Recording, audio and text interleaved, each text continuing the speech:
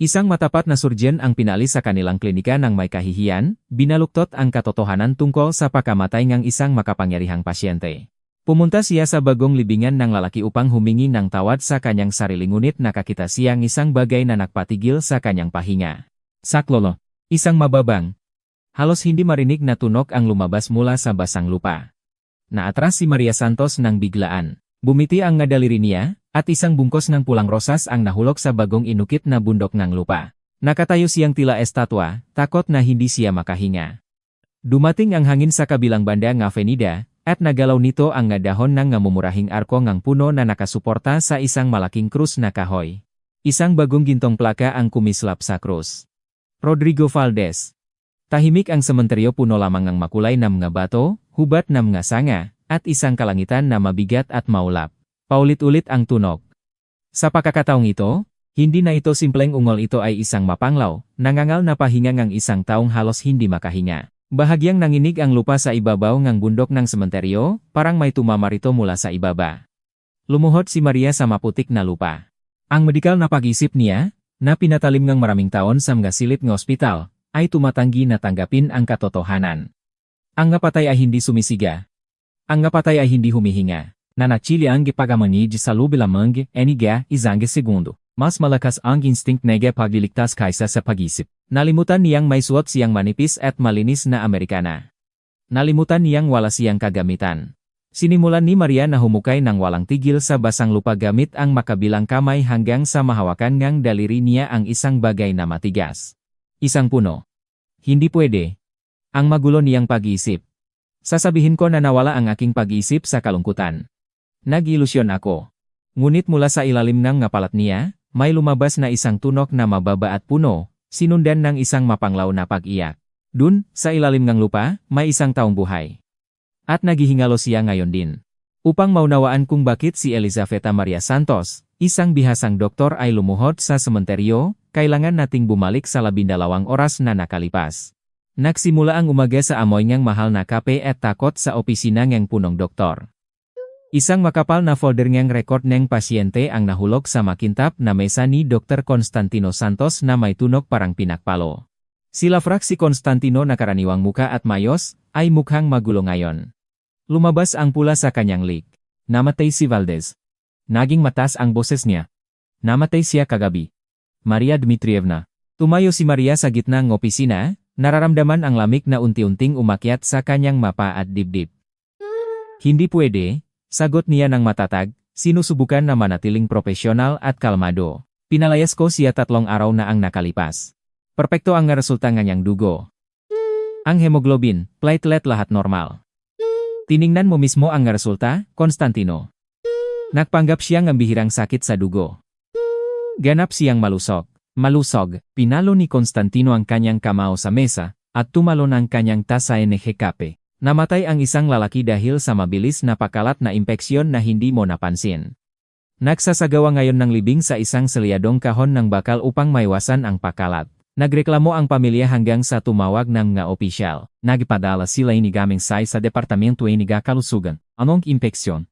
Humakbang si Maria patungo sa mesa. Wala siyang kahit na banayad na lagnat. Sino ang nagsagawang autopsy? Bakit hindi ipinadala sa ating pathology department ang katawan? Wala ka ng kinalaman dito, Sokolova, wikang punong doktor, iwas sa kanyang tingin, ngipin ay nakagat. Isang malamig at kinukuwenta na kalupitan ang pumasok sa kanyang boses. Pinalayas mo ang isang maimpluwensyang pasyente, inagaw ang pondong ng klinika, pinagsinungalingan siya, at ngayon patay na siya. Kailangang may managot, at hindi iyon ako. Tinanggal ka dahil sa profesional na kapabayaan. Limutin na ang iyong magamit at umalis. At ipagdasal mong hindi, dalhin ng abogado ni Valdez ang kasong ito sa korte. Umalis si Maria sa opisina ng walang karagdagang salita. Isang oras pagkatapos, naglakad siya sa mahabang koridor ng ospital, hawak ang isang karton na puno ng tasa, aklat, at isang pares ng backup na sapatos. Ang mga kasamahan na nagtrabaho kasama niya sa loob ng maraming taon ay lumayo at dali-daling umalis. Ang ospital ang kanyang tahanan, ang kanyang tanging kanlungan. Isang taon bago, inihanda rin niya ang isang katulad na kahon ngunit para sa kanyang sariling apartment. Bumalik si Maria mula sa maternity ward ng pangalawang araw pagkatapos niyang maglabasan. Sa ikapitong buwan ng kanyang pagbubuntis, hindi na naktiis ang kanyang katawan. Nawala ang kanyang sanggol. Nagsabi lamang ng maluwak na mga salita ngang pag-ali ang nga doktor, ngunit nabuo ang isang mabigat na kawalan sa loob ni Maria. Binuksan niya ang apartment gamit ang susi at nakita ang asawa niyang nakatayo sa koridor. Si Andre ay nakatayo ron, nagsuot ng Amerikanas, at hindi mapakali. Isang mahal na leather na maleta ang nasa tabi niya. Maria, pakinggan mo ako, sinimulan niya, tumitingin sa dingding. Hindi ko na kayang tiisin pa ito. Ang patuloy na kalungkutan, ang ngaluha. Napakahirap na para sa akin. Mayroon akong bagong posisyon, kailangan kong positibong kapaligiran, naintindihan mo ba? At naging walang laman ka na. Tumingin si Maria sa kanya, hindi makapagsalita. Ang pisikal na sakit mula sa operasyon ay nahalo sa pakilala ng pagtataksil. Aalis ako para sa ibang babae, mabilis na bulong ni Andre, gustong tapusin ang hindi komportableng pag-usap. Ang apartment, tulad ng alam mo, ay nakarehistro sa pangalan ng aking ina. Ikaw mismo ang pumirma sa prenuptial agreement. Naipakakana ang makakamit mo, nasa makakahon sa kusina ang maka ito, huwag kumawa na hulo. Umalis siya, maingat na isinara ang pinto sa likod niya. Nanatiling nakaupo si Maria sa sahig ng walang laman na koridor, hawak ang ngasusing wala na sa kanya. Pagkatapos ng diborsyo, nagupa siya ng maliit na isang silid na apartment sa labas ng lungsod at inilubog ang sarili sa trabaho. Inligtas siya ngang medisina mula sa depresyon. Ang pagliligtas ng buhay ng iba ay naging kahulugan ng kanyang pag-iral. At ngayon, inagaw rin ito mula sa kanya. Pagkatapos umalis sa ospital, sumakay si Maria sa kanyang lumang sasakyan. Hindi siya umuwi. Hinila siyang isang mapait na pagnanasa na hanapin ang katotohanan. Nakamali ba siya? Talagang kinuha ba ang kanyang labis na kumpiyansa ang buhay ng isang tao? Pumunta siya sa sementeryo, tumayo sa tabingang isang bagong libingan, at sinubukan niyang mahanap ang sagot sa kanyang sariling konsyensya. At iyon ay ang pagiyak mula sa ilalim ng lupa. Nang mapagtanto niyang hindi niya mahukay ang 2 metrong siksik na lupa gamit lamang ang makamay niya, tumayo si Maria. Tumakbo siya ng walang ingat sa landas, nadulas sa malusak na genot. Sa malayo, lumitaw ang isang matandang brick na gwardiyahan ng bahay. Pagdating doon, sinimulan ni Maria na kumatok ng malakas sa kahoy na pinto gamit ang kanyang ngakamao na nagiwan ng mabakas ng dugo sa tabla. Bumukas ang pintong umaangal. Isang matandang lalaki ang tumayo sa pintuan, yumukot ang likod, puting buhok, maraming kulubot sa muha. May suot siyang makapal na Amerikana ngang manggagawa sa ibabaw ng isang maayos na sweater. Anong nangyari, anak? Tanong niya sa isang pangit ngunit kalmadong tinig. May isang lalaki doon. Putok ni Maria, nagsasalita ng magulo. Sa bagong seksyon ang libingan ni Valdez. Buhay siya. Sumisigaw siya mula sa ilalim ng lupa, tulungan ninyo ako. Tumingin sa kanya ang matandang lalaki ng may pag-aalinlangan. Nakakatakot ang hitsura ng babay. Marumi ang kanyang Amerikana, buhok ay gusot, at puno ng pagkabahala ang kanyang nga mata. Kalma ka. Anak. Maring ilusyon sa sementeryo ang sanhing ng kalungkutan. Umihip lang ang hangin sa bakot. Doktor ako, sigaw ni Maria, itinaas ang makamay na punong ng putik. Narinig ko ang ungol. Kung hindi tayo magmamadali, mamamatay siya sa pakainis. Tumingin ang gwardiya sa kanyang makamay. Unti-unting nawala ang pag-alinlangan sa kanyang muka, pinalitan ito ng pagkabahala. Tahimik siyang pumasok sa sulok at lumabas, may hawak na mabigat na pala at bakal na prybar. Halina, maikli niyang sinabi. Sabay silang tumakbo pabalik. Narinig ni Maria ang mabigat at nakaw na pahinga ng matandang lalaki sa likod niya. Maputik ang ilalim ng kanyang sapatos. Tila huminto ang oras, at ang bawat hakbang ay labis na mahirap. Pagdating sa libingan, itinaim ng matandang lalaki ang pala sa lupa ng walang karagdagang salita. Mabilis siyang humukay, pantay-pantay ang galaw, mahusay na inilipat ang mabibigat na layar ng lupa. Hindi makatayo si Maria nang walang ginagawa. Hinila niya ang isang pirasong kahoy mula sa kalapit na pileeng gatira, nagsimulang tumulong, nagalok ng maluwak na lupa sa paligid ng pala. Ingat, bumulong ang matandang gwardiya. Ang kanyang pala ay tumama sa kahoy na may mababang tunok. Nalinis na nila ang itaas na gilid ng kabaong. Toto nga ang pinakintap na kahoy ay naspiyak sa ilalim ng bigat ng basang lupa. Malinaw na nagmamadali ang nagtanim at hindi naglagay ng na-reinforcement bar. Wala ng tunok mula sa loob. Huli na, hingal ni Maria, nararamdaman ang pagyanig ng kanyang tuhod. Malalaman natin agad. Ginamit ng matandang lalaki ang patak na dulong prybar upang mailakip sa akwat sa pagitan ng takip at gilid ng kabaong. Ibinuhos niya ang buong bigat ng kanyang katawan. Isang malakas na putok ang tumakas. Ang kahoy ay sumingaw, at ang mga wooden pin ay lumabas sa kanilang narilas. Lumisot ang takip ng kabaong sa isang gilid, at nagbukas ang malawak na puwang. Isang mabangong-bangong amag ang sumalpok sa kanyang ilong. Inilabas ni Maria ang kanyang telepono mula sa bulsa ng may nanginginig na mga kamay, at binuksan ang flashlight. Isinagawa niya ang liwanag sa puwang, inaasahan ang mataba, manas na mukha ni Rodrigo Valdez. Ngunit ang liwanag ay nagsiwalat ng ibang tao. Isang batang lalaki malusok at matipuno ang nakahiga sa kabaong. Hindi siya nakasuot ng mamahal na damit ng mabuting uri. Suot niya ang murang pekeng leather jacket at isang kupas na sweater. Maputla ang kanyang muha at puno ng pawis. Kitang-kita ang ugat sa leg niya. Ang flashlight ay tumuon sa kanyang mukha. Nagulat siya, kumiskis ang mapilik mata, at sinubukang buksan ang maito. Tumingin si Maria sa manatatakot na matang isang lalaki na katapos lang na makita ang kanyang sarili na nakatayo sa bingit ng buhay. Malakas, na huminga ang dibdib ng lalaki. Huminga siya ng isang mapangal na sigaw at talagang sinipsip ang malamig na hangin ng sementeryo. Buhay siya. Amoy ng lumang papel at murang saa ang maliit na gwardiyahan ng bahay ng sementeryo. Isang nakabiting bombilya ang nagbibigay ng masamang liwanag, nagtatayo ng matalas na anino sa mga dingding.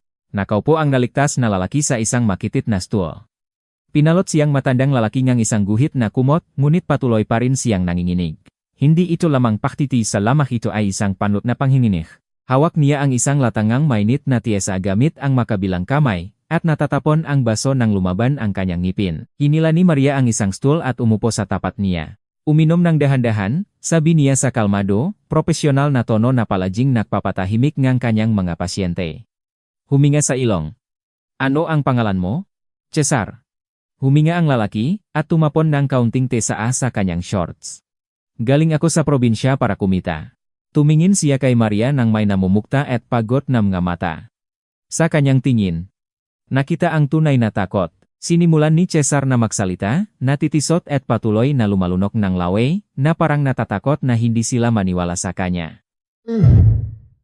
Ang kwento ay naging sobrang pangkaraniwan, at kaya lalo itong nakakatakot. Isang linggo na ang nakakaraan, dumating si Cesar sa Maynila, gustong kumita para sa kanyang kasal at patunayan sa mamagulang ng kanyang magiging asawa na hindi siya bigo sa buhay. Kahapon ng umaga, sa EDSA, lumapit sa kanya ang dalawang lalaki mga malalakin, nakasuso ng mayos na damit. Magalang silang nagsalita, hindi gumagamit ngang bastos na salita. Nagalok silang ngang 10,000 piso kada shift. Kailangan nilang ng tao, na magangkat ng mamahal, na kasangkapan mula sa isang saradong bodega sa labas ng lungsod. Para kay Cesar, 10,000 piso ay malaking halaga. Agad siyang sumang-ayon. Dinala nila ako sa isang bodega sa labas ng lungsod, nanginginig ang boses ng lalaki. Sinabi nila sa akin na maghintay ng kalahating oras para sa truck. Nag-alok sila ang kape mula sa isang termos. Masarap ang kape, bahagya lang na mapait. Ininom ko ito at tapos na. Pagkatapos ay parang lahat ay lumubog sa kadiliman.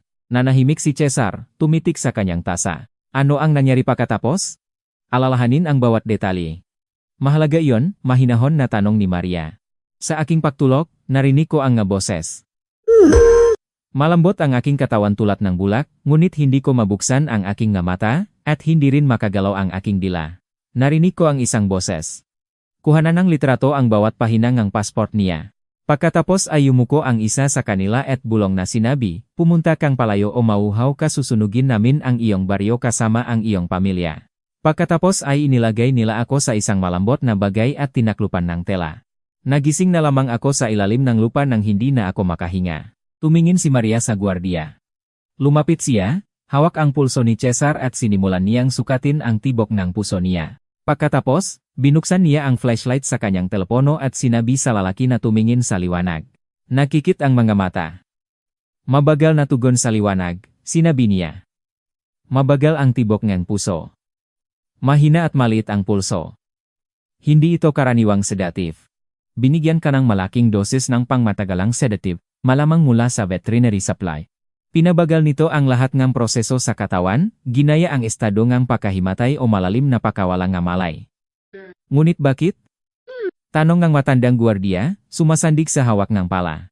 Ang bigat ng isang buhay na katawan, maiksi na sagot ni Maria. Sa kanyang isip, Ang mga medikal na katotohanan ay nagsama-sama sa isang malinaw na lohikal na hanay. Ang isang patay na tao ay magiging stiff, magiging mahirap na ilagay sa kabaong, mahirap buhatin ngunit si Cesar, sa ilalim ng sedatif, ay malambot at mabigat. Isang perpektong pekeng bangkay para sa mga manlilinlang. Kung ang isa sa mga tagasuri ay makpasyang tangkalakin ang selyadong kabaong bago ilubong, tutukma ang bigat, walang mag-alinlangan sa pagpapalitan. Biglang huminabing si Cesar at sinubukang tumayo mula sa stool, ngunit hindi kayang dalhin ng kanyang mabinti. Hindi ako pupunta sa pulis, sabi niya nang may pakataranta. Hindi ko kailangan ang pulis, hawak nila ang aking pasport. Alam nila ang tirahan ng aking ina. Susunugin nila ang aking bahay, baliw sila. At ipapabilanggo pa nila ako sa pakasira ngelibing ng mayamang lalaki, hindi ko mapapatunayan ang kahit na anong bagay. Tama ang lalaki. Anak, mababang sinabi ng gwardiya. Sino ang maniniwala sa iyo laban sa ganitong matao? Alisin ka nila sa lahat ng opisina, o mas malala pa? Itago ko siya sa bundok sandali. Tahimik doon, walang pupunta. Hayaan siyang magpahinga hanggang gumaling siya, pagkatapos ay magpapasiya tayo. Dahan-dahang tumango si Maria. Alam niyang tama ang matandang lalaki. Ang sistemang ito ay maaring sumira sa lalaking ito tulad ng pagsira nito sa kanyang umaga. Tumayo siya at lumakad sa maliit na metal na lababo sa sulok ng gwardiyahan ng bahay. Pinindot niya ang gripo. Malamig na tubig ang bumuhos sa kanyang kamay. Maingat na hinugasan ni Maria ang kanyang daliri, sinisikap na alisin ang putik. Namula at nagnainit ang balat niya. Lumapit ang matandang lalaki sa likod niya at iniabot ang isang malinis na tuwalya. Kinuha ito ni Maria, lumingon at biglang nakipagtakpo sa mapakusisang tingin ng gwardiya. Hindi siya tumitingin sa maruming damit niya. Tumitingin siya sa kanyang profile. Sa pamilyar na kurbang ang kanyang kilay, ngunit nakita niya ang ngalabi na pinipinang matigas. Santos. Tanong niya nang walang katiyakan, halos bulong. Maria? Maria Santos? Natigilan si Maria. Pinunasan niya ang kanyang basang mukha at tumingin sa malalim na kulubot ng matandang lalaki, sa pagod ngunit laging silaw na mga mata. Ang pamilyar na mali niya ay lumitaw sa likod ng gray na buhok at manggabakas ng isang mahirap na buhay. Nahulog ang tuwalya mula sa kanyang kamay. Mang Berting, nanginig ang boses niya. Diyos ko, Mang Berting, ikaw ba iyan? Nangiti ang matandang lalaki ng bahagya, may hiya. Ito ang kanyang paboritong guro sa Filipino at panitikan noong high school, ang taong nagturo sa kanilang klase tungkol sa katapatan, tinalakay ang ngaakda ng Rizal at Hernandez, at nahasik ng pagmamahal sa tunay na malalim na salita. Ang parehong matalino, palaking mayus na huro, na may mabuting tingin. Lumapit si Maria at niyakap siya. Ang luma niyang damit ay may amoy ng basang lupa at usok ng kahoy. Ngunit para sa kanya, iyon ay amoy ng isang nawalang kabataan. Ang maluha na pinigilan niya sa buong mahabang, nakakatakot na araw na iyon ay sa wakas ay bumuhos. Inihahalak niya ang ulo sa balikat ng guro, tahimik na umiyak. Kalahating oras pagkatapos, umupo sila sa mesa. Nakatulog si Cesar sa bundok, bigo sa natitirang epekto ngamot. Nagbuhos si Mang Berting ng bagong tasa ng saa para kay Maria. Ang kanyang matigas at butaw na mangga daliri ay dahan-dahang pinulot ang manggamumong tinapay sa isang kumot na kulay ay lumumana. Kwento niya ang kanyang buhay ng payak, walang emosyon. At ang simpleng katahimikan na iyon ay lalo pang nakpalutang ng takot kay Maria. 3 taon na ang nakakaraan, namatay ang kanyang tanging anak na lalaki sa isang aksidente sa kalsada. Ang sasakyan na binili gamit ang ipon ni Mang Berting ay lumihis sa kabilang lan. Ang mapanglaw na manugang niyang si Maricel ay ibinuhos ang lahat ng galit at kawalan ng pag-asa sa biyenan niya. Ikaw ang bumili ng sasakyang iyon para sa anak ko? Kasalanan mo ito. Sigaw niya sa libing. Isang buwan pagkatapos, nang bumalik si Mang Berting sa bahay mula sa trabaho, hindi niya mabuksan ang pinto ng kanyang apartmen. Pinalitan ang kandado. Nakatayo si Maricel sa hagdan, tumingin sa kanya ng matuyo at malamig. Wala ka ng karapatang dito, marinig niya. Kailangan ko pang buhayin ang bata. Iwan ninyo kaming mag-isa. Maari akong magreklamo sa korte, tumingin ang matandang lalaki sa kanyang kamay. Kalahating apartment ay sa akin. Ngunit ang paghabol sa isang babaeng kababaw pa lamang mawalan ng asawa, ang pagloloban ng maliit na apo sa mapagdinig, at ang paghahati ng espasyo sa pamamagitan ng sheriff napakarami ang mga komplikasyon. Hindi, Mariang, wala na akong lakas. Inimpake na ang nagamit ko at umalis. Dito na ako nanirahan mapalat na may ibinigay silang silid. Paano mangyayari iyon? Ibinabatok ni Maria ang kanyang makamao. Hindi iyon makatarungan.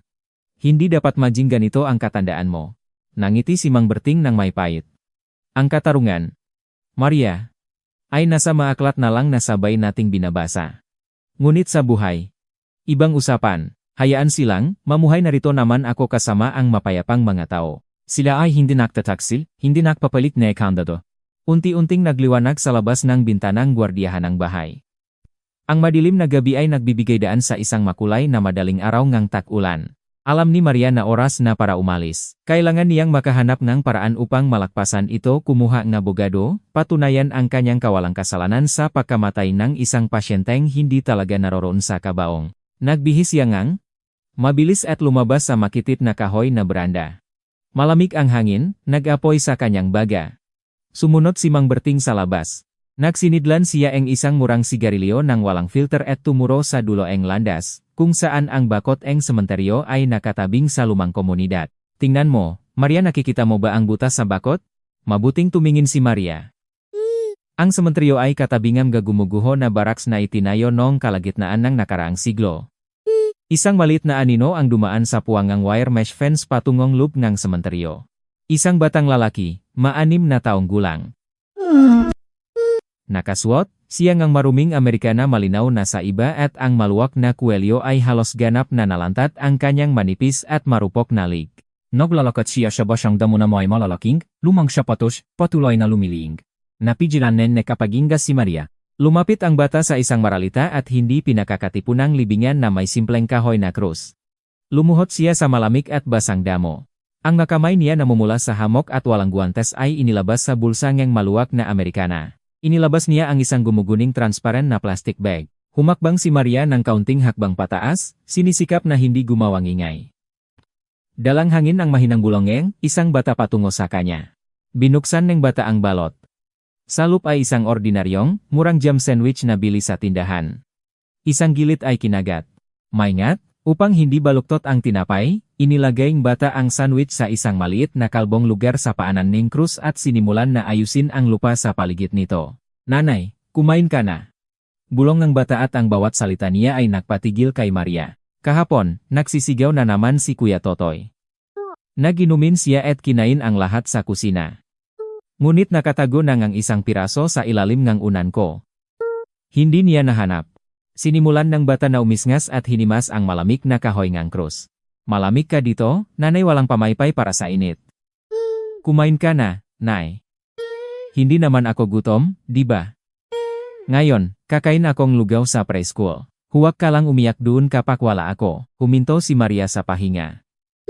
Isang bagay sa kanyang dibdib ay nahigpit sa isang lakas na hindi niya matiis, at lumabo ang kanyang paningin. Ang lahat ng pinigilan, masakit na pagmamahal sa anak, ang lahat ng instinct na sinubukan niyang ilubong isang taon na ang nakakaraan kasama ang sanggol na hindi pa naipanganak ay umahon ng may hindi mapigilan na lakas. Hindi niya matandaan kung paano siya nakarating sa libingan. Lumubog ang kanyang sapatos sa putik. Lumuhod siya sa tabi niyang bata. Nanginginig at nakakulong ang bata, dahan-dahang itinataas ang manipis na mga balikat bilang reflex, na parang nahihintay ngang suntok. Ang malaki at abu-abuhing mga matang bata ay puno ng pinakamataas na takot, dumadaing sa lahat. Walang salitang sinabi si Maria. Siyempre ay niyakap niya ang nanginginig, naninikik na katawan at mahigpit na hinawakan ito. Magaan ang bata tulad ng ibon. Ang kanyang Amerikana ay may amoy ng amak at kamalasan. Ngunit pakiramdam ni Maria, ay siya ay yakyak ang pinakamahalagang bagay sa mundo. Sa ilang segundo, si Lucia si Ilya ay umupo ng matigas tulad ng kahoy, pagkatapos ay naramdaman ang init. Naramdaman niya na ang makamay na ito ay hindi siya sasaktan o itataboy. Ang maliliit na kamay ay timid na inilagay sa likod ni Maria, hawak ang tela ang kanyang Amerikanas. Isinubo niya ang mukha sa balikat niya at nagsimulang umiyak. Ganap na walang ingay. Ang manipis na likod niya ay nanginginig ng panapanahon. Si Mang Berting, lumalapit mula sa likod, mahinahong nagsabi. Ang pangalan ng bata ay Ilya Hizon. Ang kanyang ina ay namatay dahil sa pneumonia 6 na buwan na ang nakakaraan. Nakatira siya kasama ang kanyang tiyo sa mga barak sa likod ng bakod. Ang tiyang iyon si Totoy ay walang trabaho, matinding adik sa alak, at inaalagaan lamang ang bata upang makakuha ang subsidyo ng gobyerno. Walang pakialam ang mga autoridad sa kapakanan ng bata. Wala ring nagsuri ang lokal na pulis. Ipinit ni Maria ang kanyang nga mata. Sa sandaling iyon, nakaluhod sa putik ng sementeryo at niyayakap ang gutom na anak ng ibang tao, nangako siya sa kanyang sarili. Hindi niya iwan ang batang ito dito, kahit anong kapalit. Upang mapainit si Ilyusha sa gwardiyanang bahay kasama si Mang Berting at ang kababaw na nagising si Cesar, tumawag si Maria ng taksi. Kailangan niyang mabilis na bumalik sa kanyang apartment para kumuha ng mainit na damit para sa bata at bumili ng masustansyang pagkain. 15 minuto pagkatapos, isang dilaw na sasakyan ang huminto sa harap ng pintuan ng sementeryo. Ito ay isang lumang import ngunit maayos na pinagalaga ang sasakyan. Binuksan ni Maria ang pintong kopilot at naupo. Sa loob ng sasakyan ay amoy langis at panlalaking pabango. Tumingin siya sa nagmamaneho at napatigilan. Nakaupo sa manibela ay isang lalaki na mga 30 taong gulang. Malawak ang mga balikat, matalas ang panga, at may malalim at determinadong nga mata mula sa bugaw na mga mata. Ngunit isang bagay pa ang kumuhang pansin ni Maria. Napansin niya ang isang komplikadong sistema ng metal na lever sa steering column, nga hand controls ng sasakyan, at isang malaki at matandang kahoy na tungkot na nakahiga sa sahig ng passenger seat sa ilalim ng kanyang paa. Paumanhin. Nag-aalala si Maria na sinubukang malagas ang tuyong putik sa kanyang Amerikanas. Madudumisan ko ang loop ng inyong sasakyan. Napakahirap na araw ko ngayon. Tumingin ang lalaki sa kanya nang walang pagkagalit o habak. Nakakita ako nga mas masahol parito. Malalim ang boses niya. Ako si Maxim, dating ahente. Ano ang nangyari sa inyo? Napakapayat nga mukhang ninyo. Si Maria, karaniwang maingat, ngunit pagkatapos ng lahat ng kanyang pinasan, ang kanyang emosyonal na depensa ay bumagsak. Tumingin siya sa makalmado, at kumpiyansang mata ng estranyo at biglang nagsimulang magsalita. Tuloy-tuloy na lumabas ang manemea salita. Ikinwento niya sa kanya ang lahat ang unjus na pagpapaalis, ang nahukayang libingan, ang buhay na lalaki sa kabaong, at ang batang tumakas sa lasing na tiyo na may kalahating kinagat na tinapay. Nagsalita siya. At nakikinig ng mabuti si Maxim hindi nakputo, hindi nagtatanong ng hindi kinakailangang matanong. Mayos siyang nagmaneho sa mga kalye ng umaga, ang mga kalamnan lamang ng kanyang pangga ang gumagalo. Nang tapusin ni Maria, at huminga siya pabalik dahil sa pagod, naging tahimik ang sasakyan. Valdez? Sa wakas ay nagsalita si Maxim. Pamilyar ang pangalan, sobrang pamilyar sa ilang nga bilog. Huminto siya sa isang traffic light at tumingin kay Maria. Paano naman ang bata? Hindi mo siya maring iwan sa Makabaraks. Isa rin akong anak ng Domovsky, lumaki ako sa isang orphanage malapit sa Cavite. Alam ko ang maikot sa adana na ito ng buong puso. Walang batang dapat maranasan ito. Kumuha si Maxim ng ballpen mula sa kompartmen ng sasakyan at pinapistahan ang isang piraso ng papel mula sa isang resibo. Mabilis siyang sumulat ng ilang numero. Kunin ito. Isulat ang aking numero. Nag-atubili si Maria na kunin ang papel. Bakit? Dahil hindi mo kayang harapin ang pada na ito ng mag-isa, Maria, sagot niya ng tiyak at ang kumpiyansa sa kanyang boses ay nagparam kay Maria, napakiramdam na kaproteksyon sa unang pagkataon sa loob ng isang taon. Susuriin ko ang impormasyon tungkol sa yumaong kaso sa pamamagitan ng aking mga koneksyon at malalaman kung sino talaga ang nasa kabaong na iyon. Direkta akong makikipag-usap sa tuyo ni Ilyusha bilang isang tunay na lalaki. Gumolong ang sasakyan, at inalis si Maria sa eksena ang pandaraya patungo sa isang bagong buhay hindi pa kilala, ngunit nagsimula na itong magkaroon ng kahulugan para sa kanya. Ang isang basang semento na garahe sa gilid ng bayan ay may amoy ng ngis, lumang goma at murang tabako. Pinalagay ni Maxim ang makina ng taksi at mahirap na lumabas. Ang metalikong tuktok ng kanyang prostetikong pa ay tumatagos sa malamig na hangin. Sa isang mahusay na galaw, sumandal siya sa mabigat na kahoy na tungkot at lumakat ng ilang hakbang sa loob ng cooperative garage. Isang lalaki sa isang di kapansin-pansing maitim na Amerikanas ay nakatayo sa alusina ng nakalaylay na iron gate ng Bay No. 42. Si Alexander, dating kasosyo ni Maxim sa investigative unit, ay nag-inomik ng may pagkabalisa, inilalagay ang sigarilyo sa loob ng manggas para maiwasan ang ambon. Nagsalungan sila ng kamay. Tumingin si Alexander sa paligid ng palalos, kahit walang tao. Max, saan ka pupunta? Sinimulan niya ng walang pambungad, itinira ang sigarilyo sa isang pudel.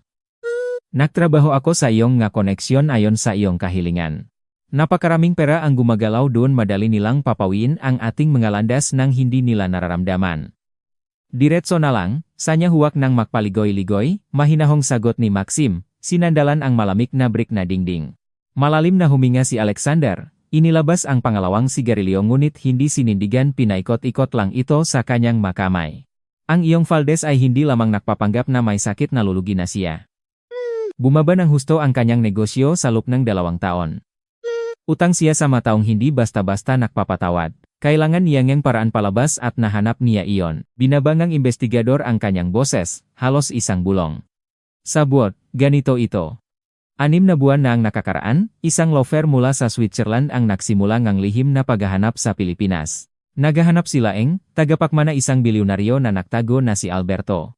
Noong dekada 90, upang makaligtas sa mga manlolop, horang kanang, horang koranan, hortong kanyang 1 taong gulang na anak sa isang orfanage na pinapatakbo ang estado malapit sa Cavite. Ngayon, matanda na ang bilyonaryo.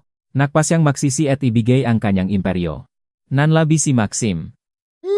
Ang pagbanggit sa orfanageng Cavite ay nagpabalik ng nalumang sugat matagal nang gumaling sa kanyang sariling gunita. Ngunit hindi niya ipinakita ito. At nagpasya si Valdez na maging anak na iyon, malinaw na sinabi niya. Tama. Sinuhulan niya ang maimpluwensyang tao sa mua arkive, pinalso ang birth certificate at mua record ng orphanage ngunit hindi siya basta-basta makakalis.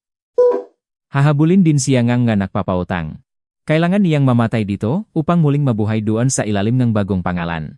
At bakit hindi nagsagawa ng wastong autopsy ang forensic doctor?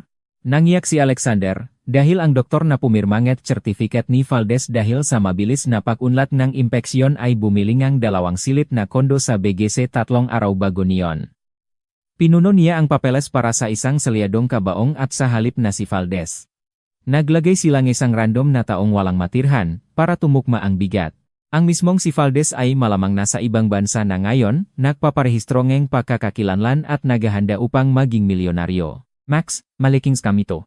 Ilayo mo ang sarili mo. Tumingin si Maxim sa mga kulay yabo na ulap na naglalaro sa bubong ng garahe. Isang serye ng mga piraso ng puzzle ay unti-unting nagsisilid sa kanyang ulo. Ang perpektong planong isang mayamang mandaraya ay sumira ang buhay ng isang tapat na doktor at halos pumatay sa isang simpleng binatang lalaki mula sa probinsya. Narinig ko na, sanya. Salamat. Umalis si Maxim mula sa dingding at mabigat na humakbang patungo sa sasakyan. Max, sumigaw ang kanyang dating kasosyo. Mag-ingat. Kung malalaman nang nga tumulong kay Valdez na humuhukay ka, hindi sila magsasalita ng basta-basta. Hindi sumagot si Maxim.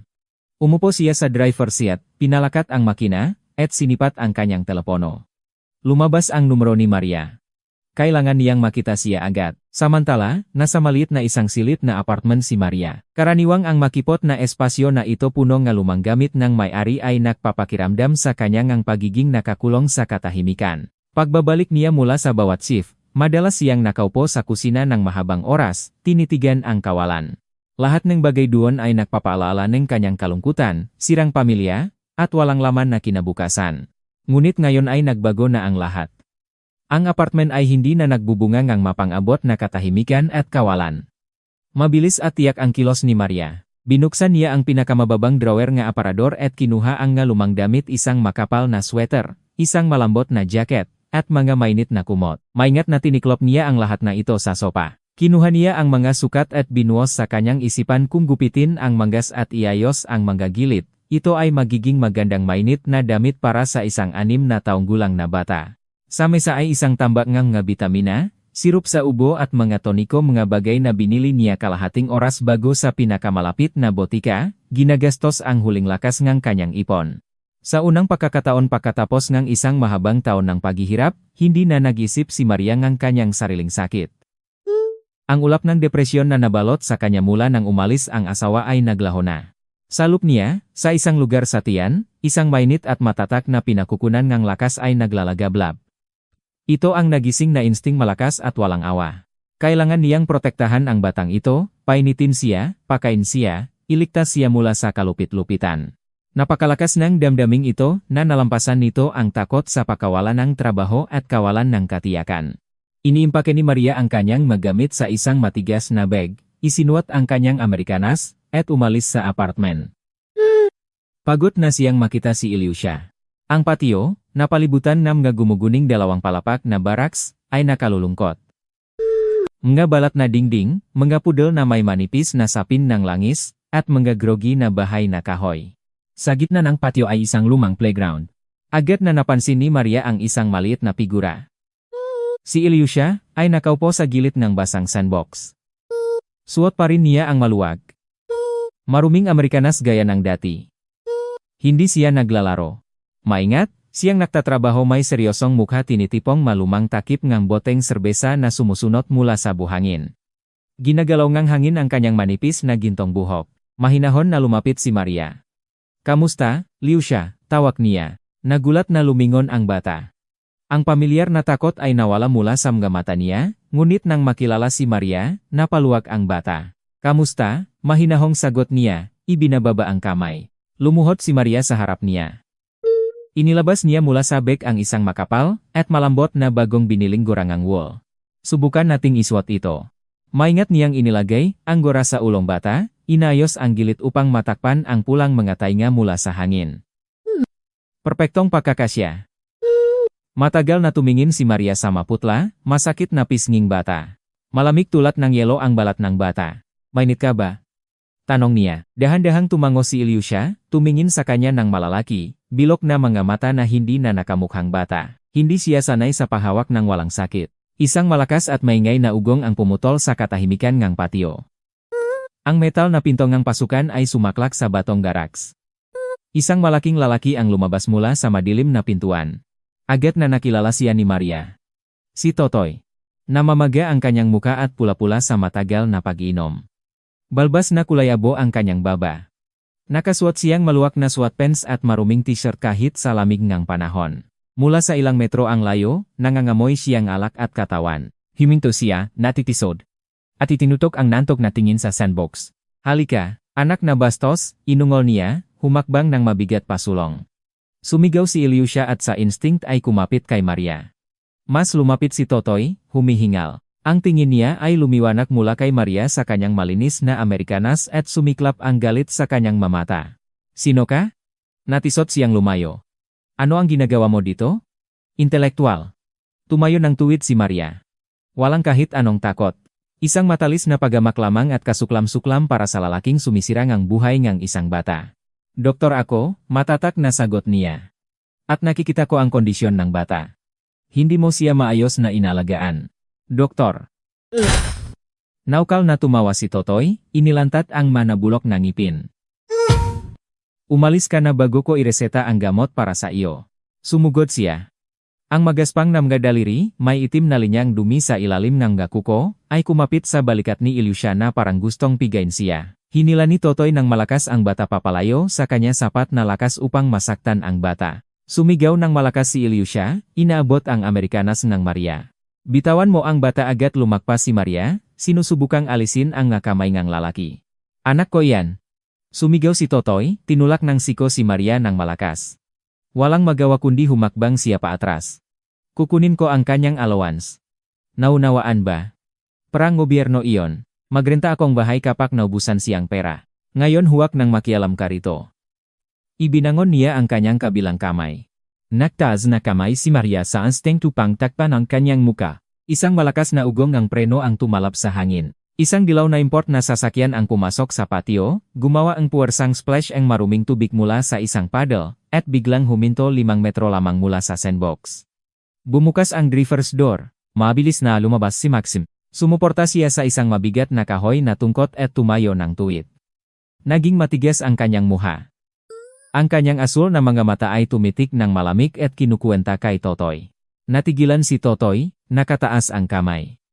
Sinipat niya ang lalaking lumalapit na pansin ang tungkot, ang matigas na lakat at pagkatapos ay nangisi ng may paghamak.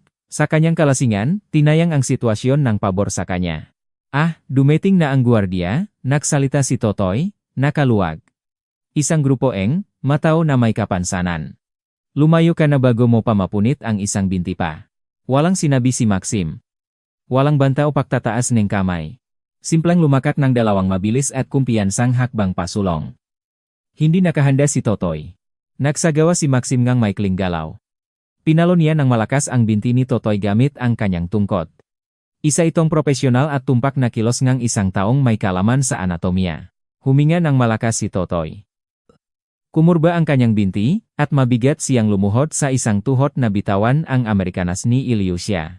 Sa parehong oras, ang kabilang kamay ni Maxim ay nilagay sa kwelyong lasing mula sa likod. Pinigitan ni Maxim ang Amerikanas ni Totoy at tinulak siya ng malakas sa posteng swing ng playground para sa mabata. Nagtunog ang metal ng lubang nagsangit habang dalawang lalaki ang nakabitin. Sinubukan ni Totoy na makalagan, humihingal, ngunit masyadong mahigpit ang hawak ni Maxim. Yumuko si Maxim at mahinahon, halos bulong, sinabi niya direkta sa maruming taingangang Tio. Pakinggan mo. Walang pagyanik ang boses ni Maxim.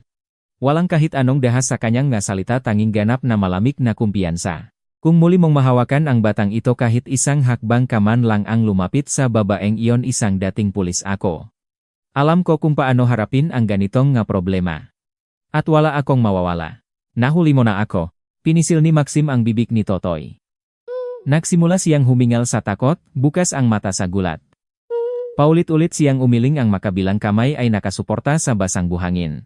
Hinawakan ni Maxim ang kanyang nga daliri at tinaboy, siya nang may pakainis. Nabuwal si Totoy sa gilid, humihingal. Hindi siya kumilos. Ang instinct ng pagtatanggol sa sarili ay bumalangkas. Tumayo siya, gumagapang, at takot na tumakbo, hindi lumingon patungo sa ligtas na dilim ng pasukan. Sumaklak ang pinto sa likod niya. Naging napakatahimik ng patio, ang hangin ay umihip lamang sa makalawanging chain ng swing. Dahan-dahang itinaas muli ni Maxim ang kanyang tungkot, inaayos ang kanyang Amerikanas, at lumingon kay Maria. Ang malamig at matigas na tingin niya ay agad na pinalitan ng pagkabahala. Ikaw ay maayos ba? Nasugatan ka ba niya? Nakatayo si Maria, mahigpit na niyayakap si Ilya, sa kanyang bisig. Inilubog ng bata ang kanyang mukha sa tiklap ng kanyang Amerikanas. Hawak ang tela gamit ang maputing nga daliri. Tumingin siya kay Maxim sa malawak na mga balikat, sa kalmadong mukha. Nakita niya ang kumpiyansang ipinakita niya, habang pinangalagaan sila, walang sigawan, walang hindi kinakailangang pagulo. Sa unang pagkakataon sa kanyang buhay, si Maria Santos ang taong sanay ng magpasya ng mag-isa, sanay ng maging malakas para sa iba, ay naramdaman kung ano ang ibig sabihin ng tumayo sa likod ng isang tunay na lalaki. Kakaibang pakiramdam, ngunit tama ng napaka-espesyal. Mayos kami. Huminga si Maria ng may ginhawa, nararamdaman ang panginginig ng kanyang nga tuhod. Salamat. Sumakay na tayo. Binuksan ni Maxim ang likurang pintong ng taxi. Kayong dalawa, ihatid ko kayo sa bahay. Marami tayong pag-usapan tungkol kay Valdez at sa batang ito. Tumango si Maria. Binalon niya si Ilyusha, nagulat sa gaan ng 6 na taong gulang, at mabilis na sumakay sa mainit na sasakyan. Ang masusunod na araw ay naging isang mahabang maraton ng kahihiyan para kay Maria. Sistematiko siyang bumisita sa isang pribadong klinika, pagkatapos ng isa sa bawat oras na may napakayamang folder na naglalaman ng kanyang graduation diploma na may karangalan, mga sertipiko ng advanced training, at dos-dos ng commendation letters. Sa una, lahat ay nagtungo sa isang magandang pattern. Ang nga punong doktor at mga pinunongang departamento ay sinusuri ang kanyang resume ng may interes. Ang isang bihasang hematologist na may ganitong track record ay isang napakamahalagang asset para sa anumang medikal na sentro. Ngumiti sila sa kanya, nag-alok ng flexible na oras, tinalakay ang sweldo, at pagkatapos ay dumating ang pagsuri ng mga sanggunian. Ang bawat punong doktor ay hihiwalay ng may pahintulot, lalabas sa kabilang silid na may telepono, at babalik na may ganap na naibang hitsura. Ang palaging ngiti ay biglang mawawala, pinalitan ng malamig at walang malasakit na pader. Paumanhin. Maria Dmitrievna, ngunit kailangan naming tanggihan kayo, hinaharangan ng aming security department ang inyong aplikasyon. Walang nagpaliwanag ng dahilan. Simpleng pinapalabas siya. Nang lumabas si Maria mula sa ika-4 na klinika sa Ambon, naunawaan na niya ang lahat. Hindi tamat si Constantino Santos. Ang kanyang dating boss ay tumawag sa makasamahan at inilagay ang kanyang pangalan sa hindi opisyal na blacklist ng lungsod. Para sa medikal na mundo, siya na ngayon ay isang doktor na ang kapabayaan ay nagdulot ng pagkamatay ng isang maimpluwensyang pasyente. Huminto si Maria sa bus stop, nararamdaman ang nagiging mas mabigat na folder sa kanyang kamay. Walang opisyal na trabaho, walang matatak na kita, walang welfare committee na magbibigay kay Ilyusha sa kanya. Binabalewala sistema ang mabuting loop. Kailangan ng sistema ng impormasyon. Natakbuhan niya ang kanyang sarili sa isang dead end. Unti-unting pumasok ang kawalan ng pag-asa, ubos ang kanyang lakas. Nang gabing iyon, dinala ni Maria si Ilyusha sa isang lakat. Pagkatapos ni pagbisita ni Maxim, si Totoy ay naging tahimik at natatakot na lumabas sa kanyang silid, umiinom ng mag-isa. Mas maraming oras na ngayon ang bata nakasama si Maria. Pumasok sila sa isang murang discount supermarket sa kanto ng kalye. Nanggamoy hilaw na patatas at murang detergent ang sales area. Nagbas ang mga fluorescent light mula sa kisame. Nagtulak si Maria ang isang payat na plastik na chart. Naubusan na ng tipunan ang kanyang bangkar. Bumibili siya lamang ng pinaka-essential, isang kahon ng gatas, isang pakete ng pinakamurang pasta na may dilaw na price tag, isang bar ng sabon, at isang tinapay. Nakatayo na sa checkout, nilit niya si Ilyusha. Tahimik na nakatayo ang bata, hindi humihilangang manggas niya o humihingingang kendi tulad ng ibang nga bata sa ma-display cabinet. Maingat lang siyang tumingin sa mamakukulay na balangkas ng packaging na may malalaki at mapag-usisang nga mata. Hindi mapigilang si Maria. Iniabot niya ang isang maliit at murang sokolate na may larawang teddy bear sa wrapper mula sa istante. Inilagay niya ang huling bagay sa conveyor belt. Mabagal ang linya. Nakatayo sa likod ni Maria ay isang malusog na babae na may cart na puno ng groceries. Patuloy na nagpapalit ng pa. Ang cashier, isang pagod na babae na may pagod na mukha, ay patuloy na nagsiska ng mga barcode ng mga item. Pagbitmeng isang bag ng pasta, pagkatapos gatas, pagkatapos isang sokolate. 332 piso. Ang walang malasakit na sinabi ng cashier. Pinoswipe ni Maria ang kanyang bank card sa machine. Nahintay ang machine ng ilang segundo, pagkatapos ay malakas na nagbip. Lumabas ang isang pulang mensahe sa maliit na screen. Hindi sapat ang pondo, tinanggihang transaksyon. Nakatayo siya doon, ayaw itas ang ulo.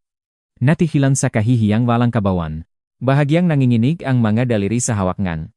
Subukan mo uli, mahinahon niyang sinabi, lumalon. Malamang mahina ang koneksyon. Pinindot ng cashier ang button. Muli na namang isinuot ni Maria ang card. Muli na namang bip ang pamilyar na tunog. Huminga ng malalim ang babae sa likod. Hoy, dalaga, gaano nakaktagal kang nakatayo doon? Mamamas na ang paa ko. Hindi ka ba makakapagsek ng balanse bago pumunta? Naniga song isa pang nagsiko. Isang may kaya, may pinag-aralan na tao, isang doktor na nagligtas ng maraming buhay. Hindi siya makabiling ng isang piraso ng murang tsokolate para sa isang bata. Iniabot niya ang nanginginig na kamay para kunin ang kanyang bag ng groceries. Paumanhin, nanginig ang kanyang boses. Paki-cancel ang tsokolate. Kulang ang pera ko. Ang cashier, na may hindi masayang mukha, ay nagsimulang mag-type ng cancellation code. Sa sandaling iyon, si Ilya na nakatayo ng walang galaw hanggang sa oras na iyon ay humakbang pasulong. Iniunat niya ang manipis na makamay at hinawakan ang malamig at nanginginig na kamay ni Maria. Lumingon siya upang harapin ang nagtatampuhang linya. Seryoso at matatak ang tingin niya, hindi na bata. Hindi ko na kailangan ng tsokolate. Nanay. Malakas niyang sinabi para marinig ng lahat. Walang pagyanik ang boses niya. Ang pinakaimportante ay mahal mo ako, huwag mo akong saktan, at laging malinis tayo. Uwi na tayo. Naging napakatahimik ng supermarket. Nawala rin ang maingay na pagtatampo ang linya. Ang natitirang tunog ay ang patuloy na umantalang pagbas ng ngalumang ref. Ang mataba at maitim na babae ay lumayo, at biglang nagsimulang masusing suriin ang kanyang sapatos. Ang lalaki sa likod niya ay nagbugang tahimik. Natigilan ang cashier, nakatayo ng may hawak na kamay, patuloy na kumiskis ang mata, at pagkatapos ay mabilis na pinunasan ang luha gamit ang likod ng kamay. Babayaran ko ang tsokolate, mahinahon na sinabi ang cashier. Nakuha ang sukli mula sa bulsa ang kanyang trabahong vest. Ito, kunin mo. Bata. Ngunit hindi na kayang tiisin ni Maria. Nalaglag ang mainit na luha mula sa kanyang mata. Hinawakan niya ang bag ng pasta, binalon si Ilyusha, yakap ng mahigpit ang bata, at halos tumakbo palabas ng tindahan. Wala siyang pakialam kung ano ang iniisip ng ibang tao. Ang batang sanay sa kabastusan at gutom ay naging mas matalino at matapang kaysa sa buong grupo ng matatanda. Tinawag niya siyang nanay. Kinabukasan, pumunta si Maria sa ibang bahagi ng lungsod. Walang magandang profesional ang gustong magtrabaho sa lumang, gumuguning klinika sa labas ng isang industrial zone. Mababa ang sweldo, luma ang kagamitan mula pa noong Marcos era, at mahirap ang makawani. Walang tumawag sa dating punong doktor ni Maria. Nang makitang pagod na HR officer ang kanyang diploma, huminga siya ng malalim. Wala ng posisyon ng doktor, Maria Dmitrievna. Pinutol na nila ang lahat. Ang tanging bakanta ay nasa reception na mamahagi ng card at appointment slip. Gusto mo bang pumasok? Pumupunta ako, matatag na sagot ni Maria. Kailangan niyang atibayan ng opisyal na kita para sa korte sa anumang paraan. Ibinigay sa kanya ang isang maluwag at kupas na puting Amerikanang, at isang badge.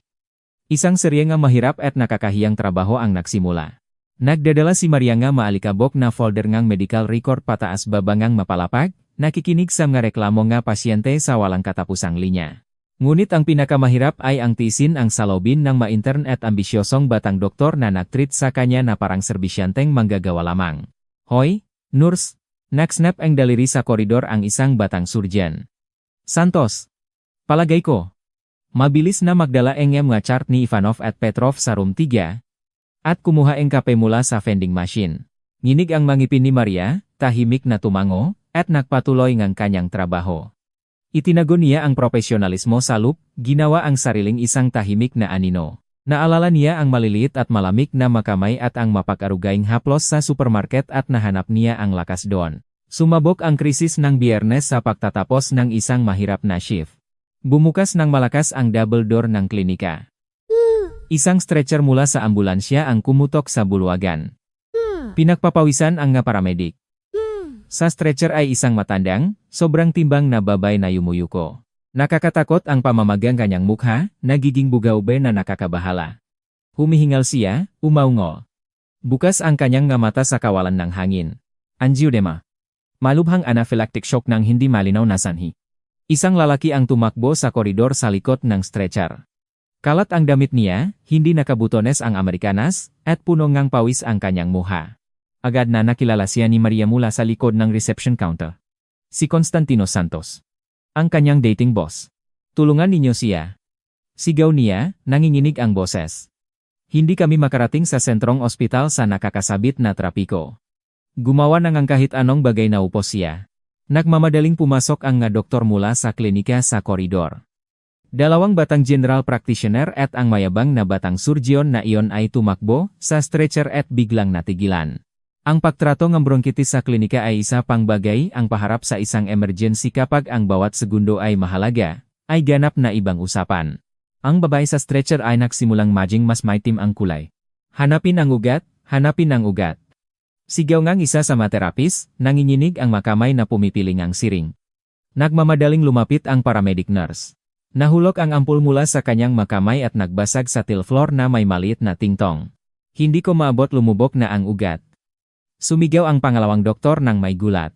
Niyakap ni Constantino Santos ang kanyang ulo, nanunot ng may kalungkutan sa pahingang pag-ungol ng kanyang inang nangalaya. Lumalala ang sitwasyon. Lumipas ang nga segundo. Huminto ang babay sa pakalaylay. Naging malambot ang katawan niya. Sa sandaling iyon, isang malakas na tunok ang lumabas sa reception desk. Binalakas ni Maria ang plastikong nurse jacket mula sa kanyang damit at itinali sa isang jilid. Naging bihasa. Biglaan. At lubhang tumpak ang kanyang makilos. Ang instinct nege pagliligtas buhay na pinigil niya sa loop nege na pagkatagal ay biglang nagising. Hindi siya umikot sa counter. Sumuporta siya sa counter gamit ang kanyang nga kamay at sa isang mabilis at malakas na kilos tumalon sa balakid. Tumalap ng matalas at tiyak ang boses ni Maria, pinuputol ang lahat ng ingay. Lumikas mula sa pasyente. Ang bakal na lakas nga utos ay napakasakit na ang mga batang doktor ay sa instinct ay humakbang paatras ng isang hakbang. Nagmamadaling tumakbo si Maria sa stretcher. Bayjan mo akong siringa. Adrenalina, 1 ml. Mabilis. Walang uhat, nangatok ang intern, pumupunta sa kalamnan. Sahita agad.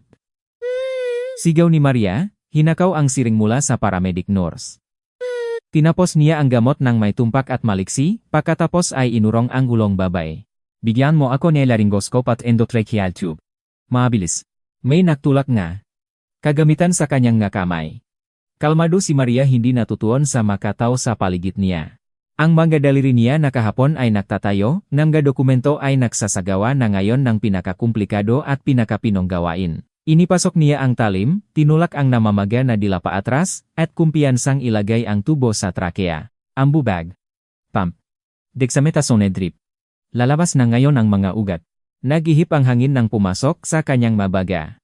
Isang mahaba at masakit na minuto ang lumipas. Ang dibdib ng pasyente ay humihinga at nagsimulang pumuno ng regular. Ang nakakatakot na kulay ay dahan-dahang nawala mula sa kanyang muha, pinalitan ng kaputlaan. Ang pulso sa kanyang carotid artery ay naging mas malakas. Nailigtas niya siya. Tuwid na umupo si Maria. Ang koridor ay naging tahimik. Pinalitan lamang ang regular na pahinga ngang nailigtas na babay sa pamamagitan ng breathing tube. Ang nga doktor, pasyente, at mga nurse ay nakmasid sa kanya ng may pakamangha. Nakatayo si Constantino Santos nang nakasuporta sa dingding. Ang kanyang mahal na Amerikanas ay nahulog mula sa kanyang balikat. Humihingal siya, ang tingin ay lumipat mula sa mukha ng kanyang inang nailigtas sa babaeng kababaw, lang na nagligtas sa kanya mula sa kamatayan. Nakilala niya ito, nakilala ang mayos na buhok, ang mahinahon at matalinong nga mata. Ang kupas na maluwak na medikal na damit. Isang kumok ang tumakbo sa mukha ng punong doktor. Ang pakilala sa sariling kabaitan at kaluphaan ng ginawa niya ay lumabas sa kanya ng malakas. Kumurba ang kanyang nga binti. Dun sa koridor, sa harap ng nga kasamahan, manasasakupan, at dose-dose ng pasyente, ang datiring payabang na opisyal ngang kalusugan ay lumuhod. Iniabot niya ang kamay upang hawakan ang laylayan ng damit ni Maria. Maria. Puno ngang luha ang boses ni Constantino Santos. Diyos ko, ano ang ginawa ko? Patawarin mo ako, matandang hangal. Humanga sa akin ang diablo na takot akong mawala ang posisyon ko. Nakikiusap ako sa iyo, Maria Dmitrievna, bumalik ka. Bumalik bilang pinuno ng departamento.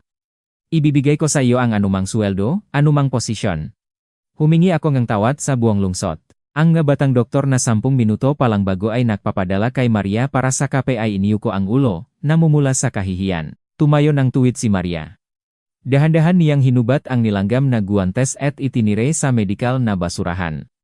Lumapak siya at tumingin sa boss na aktwal na nakaupo sa kanyang ngahita. Sama kayumanggi niyang mata ay walang pagalit o pagtatagumpay. Tanging ang malamig, ganap na pagamak ngang isang malakas na tao sa duwat. Nailigtas ko ang iyong ina, Constantino Santos, mahinahon niyang sinabi, ngunit ang kanyang nga salita ay nag-ehong sa koridor ng may nakakatakot na linaw. Dahil doktor ako at nanumpa ako. Humakbang siya paatras. At hindi na ako magtitiis sa mataong nagtataksil. Hindi ako alipin mo.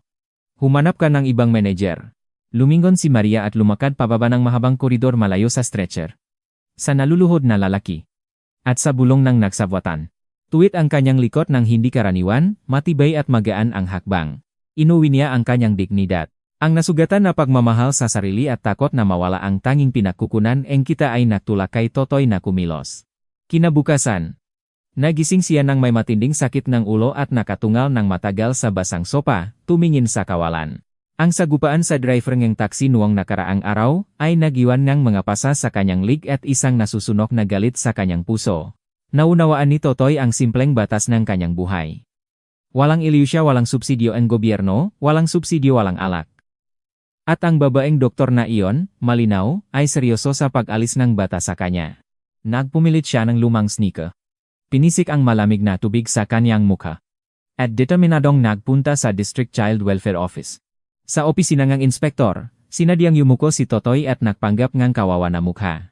Sa magulo at nanginginig na sulat kamay, sumulat siya ng isang reklamo tungkol sa isang hindi kilalang, nag-isang babae na lumalabas pumasok sa kanyang anak. Pinipilit ang bata palabas ng patio at sinusubukan siyang bihag-bihagin. Nagsimulang gumalaw ang burokrasya.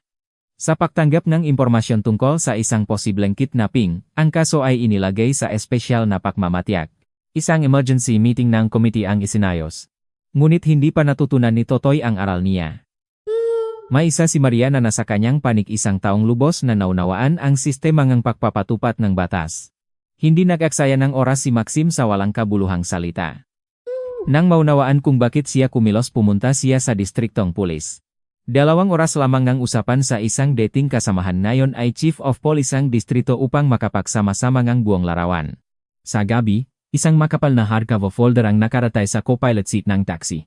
Naglalaman ito nga maingat na nakayos na mga kopya ng mga ulat ng paglabek, mga ulat ng nga laban ng sanhi ng kalasingan, mga reklamo nga kapitbahay sa paligid ng baraks tungkol sa mabahong amoy at kaingay, at isang sertipiko mula sa Drug Rehabilitation Center.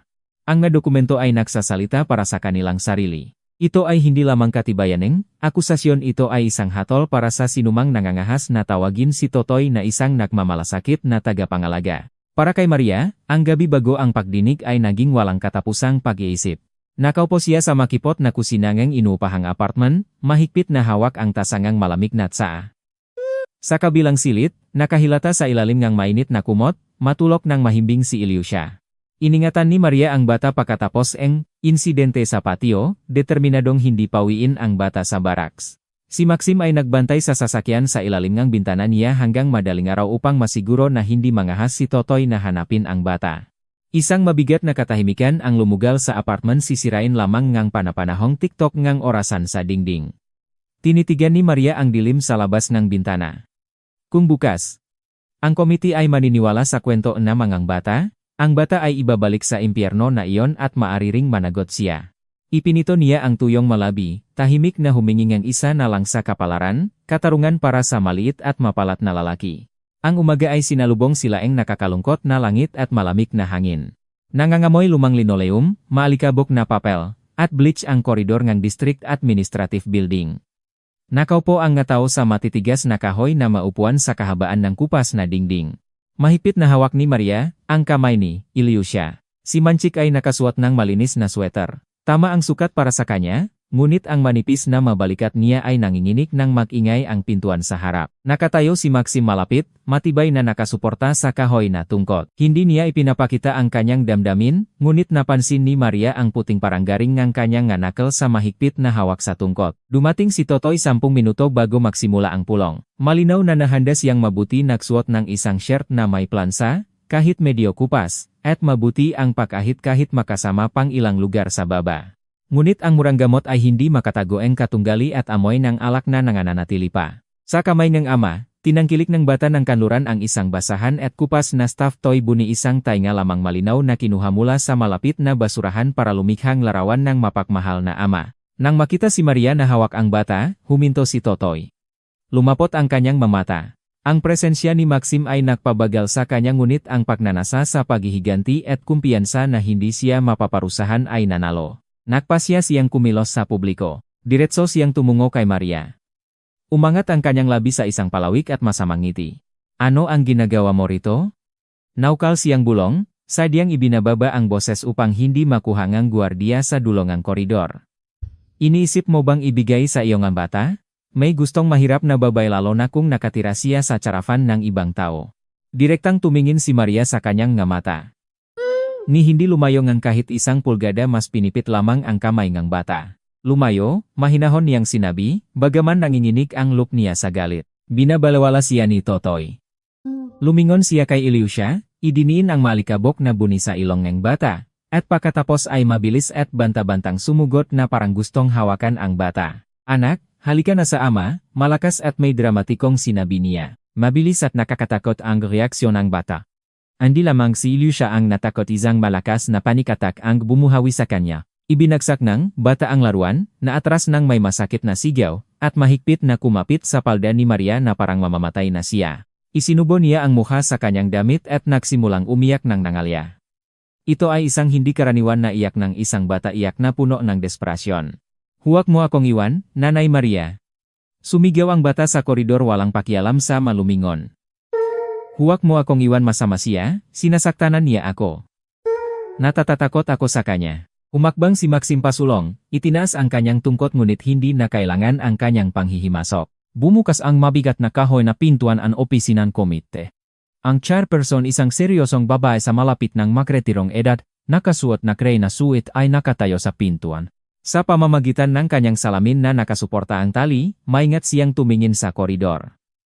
Nakita at narinig niya ang lahat ang pekeng banta ni Totoy at ang tunay na takot ng bata. 10 minuto lamang ang nagtagal ang pulong. Sinubukan ni Totoy na bulungan ang kanyang mahirap na sitwasyong pinansyal, ang pagmamahal sa anak ng kanyang asawa, at ang pagudyok ni Maria sa bata laban sa kanya. Nakikinig sa kanya ang chairperson ng hindi tutol.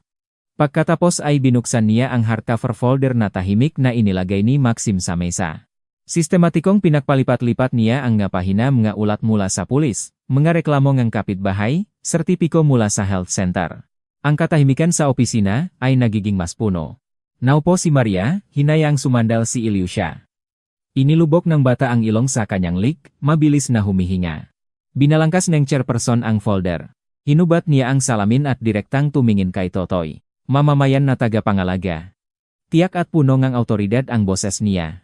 Ang nakikita ko sa mga dokumentong ito at ang nakita ko sa koridor ay nagbibigay sa akin ng lahat ng dahilan hindi lamang upang alisin ang inyong karapatang tagapangalaga, kundi upang magsimula rin ng investigasyon sa pag-aabuso sa menor de edad. Tinanggal ka. Ang desisyon ay ipapadala sa iyo sa koreo. Sinubukang magreklamo ni Totoy, ngunit sa ilalim ng tingin ng opisyal, bumabalik siya. Sinipat ng masama si Maxim, itinulak ang upuan, at lumabas ng opisina binangga ang pinto. Lumingon ang chairperson kay Maria. Bahagyang lumambot ang kanyang ekspresyon. Maria Dmitrievna, ang maliham ng rekomendasyon mula sa iyong nakaraang trabaho ay perpekto. Ayon sa ulat ng inspeksyon, maayos ang kondisyon ng pamumuhay. Ngunit higit sa lahat lubos na nagtitiwala sa iyo ang bata. Sa emerhensyang sitwasyon, nagpasya ang komite na agad na ipailalim ang bata sa iyong pangangalaga sa pansamantala, pagkatapos ay opisyal na ayusin ang permanenteng katayuan ng bata. Naglagay siya ng buhaw na selyo sa dokumento. Ipinit ni Maria ang kanyang nga mata. Isang malalim at nanginginig na hininga ang lumabas mula sa kanya. Ang malaking bigat na dumagan sa kanya sa buong nakaraang linggo ay ganap na nawala. Tumingin siya kay Maxim. Tahimik siyang tumango maikli at biglaan at bahagyang umangat ang sulok ng kanyang bibig. Nanalo sila.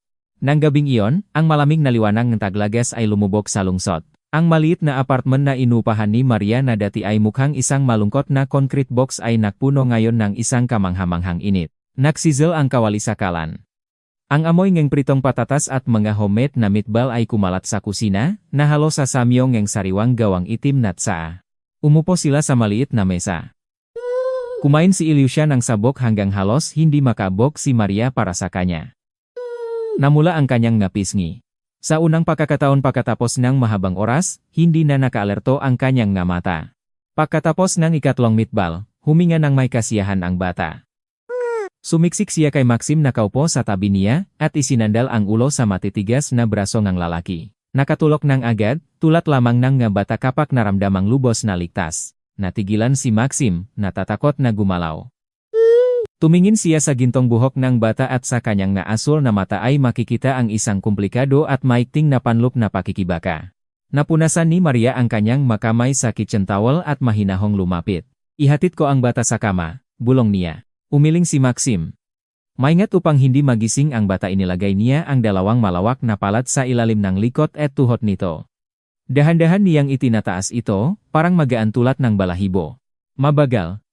Sinusubukang hindi sumandal sa tungkot at mapanatiling balanse sa prostetikong paa na kumakatok, humakbang siya patungo sa sofa sa silid at maingat na inihiga si Ilyusha sa unan. Tinakpan ni Mariang kumot ang batang lalaki. Lumabas sila sa koridor. Iniabot ni Maxim ang kamay patungo sa rak ng kot. Hinubat niya ang kanyang Amerikanas, ibinalot sa balikat, at kumuha ng mabigat na kahoy na tungkot. Mekanikal at tiyak ang kanyang mga galaw. Hindi siya lumingon kay Maria. Kailangan ko nang umalis, Maria, sinabi niya sa pantay at walang buhay na tono. Huli na. Nanalo tayo sa kaso. Hawak mo ang nga dokumento. Hindi ka naabalahin ng tao. Tapos na ang trabaho ko dito. Isang malamig na agos ang dumaan sa gulugot ni Maria. Humakbang siya pasulong at tumayo sa pagitan ni Maxim at ng pintuan. Saan ka pupunta? Tanong niya. Malalim na huminga si Maxim. Sumandal siya sa tungkot gamit ang makabilang kamay at inibaba ang ulo. Sa bahay.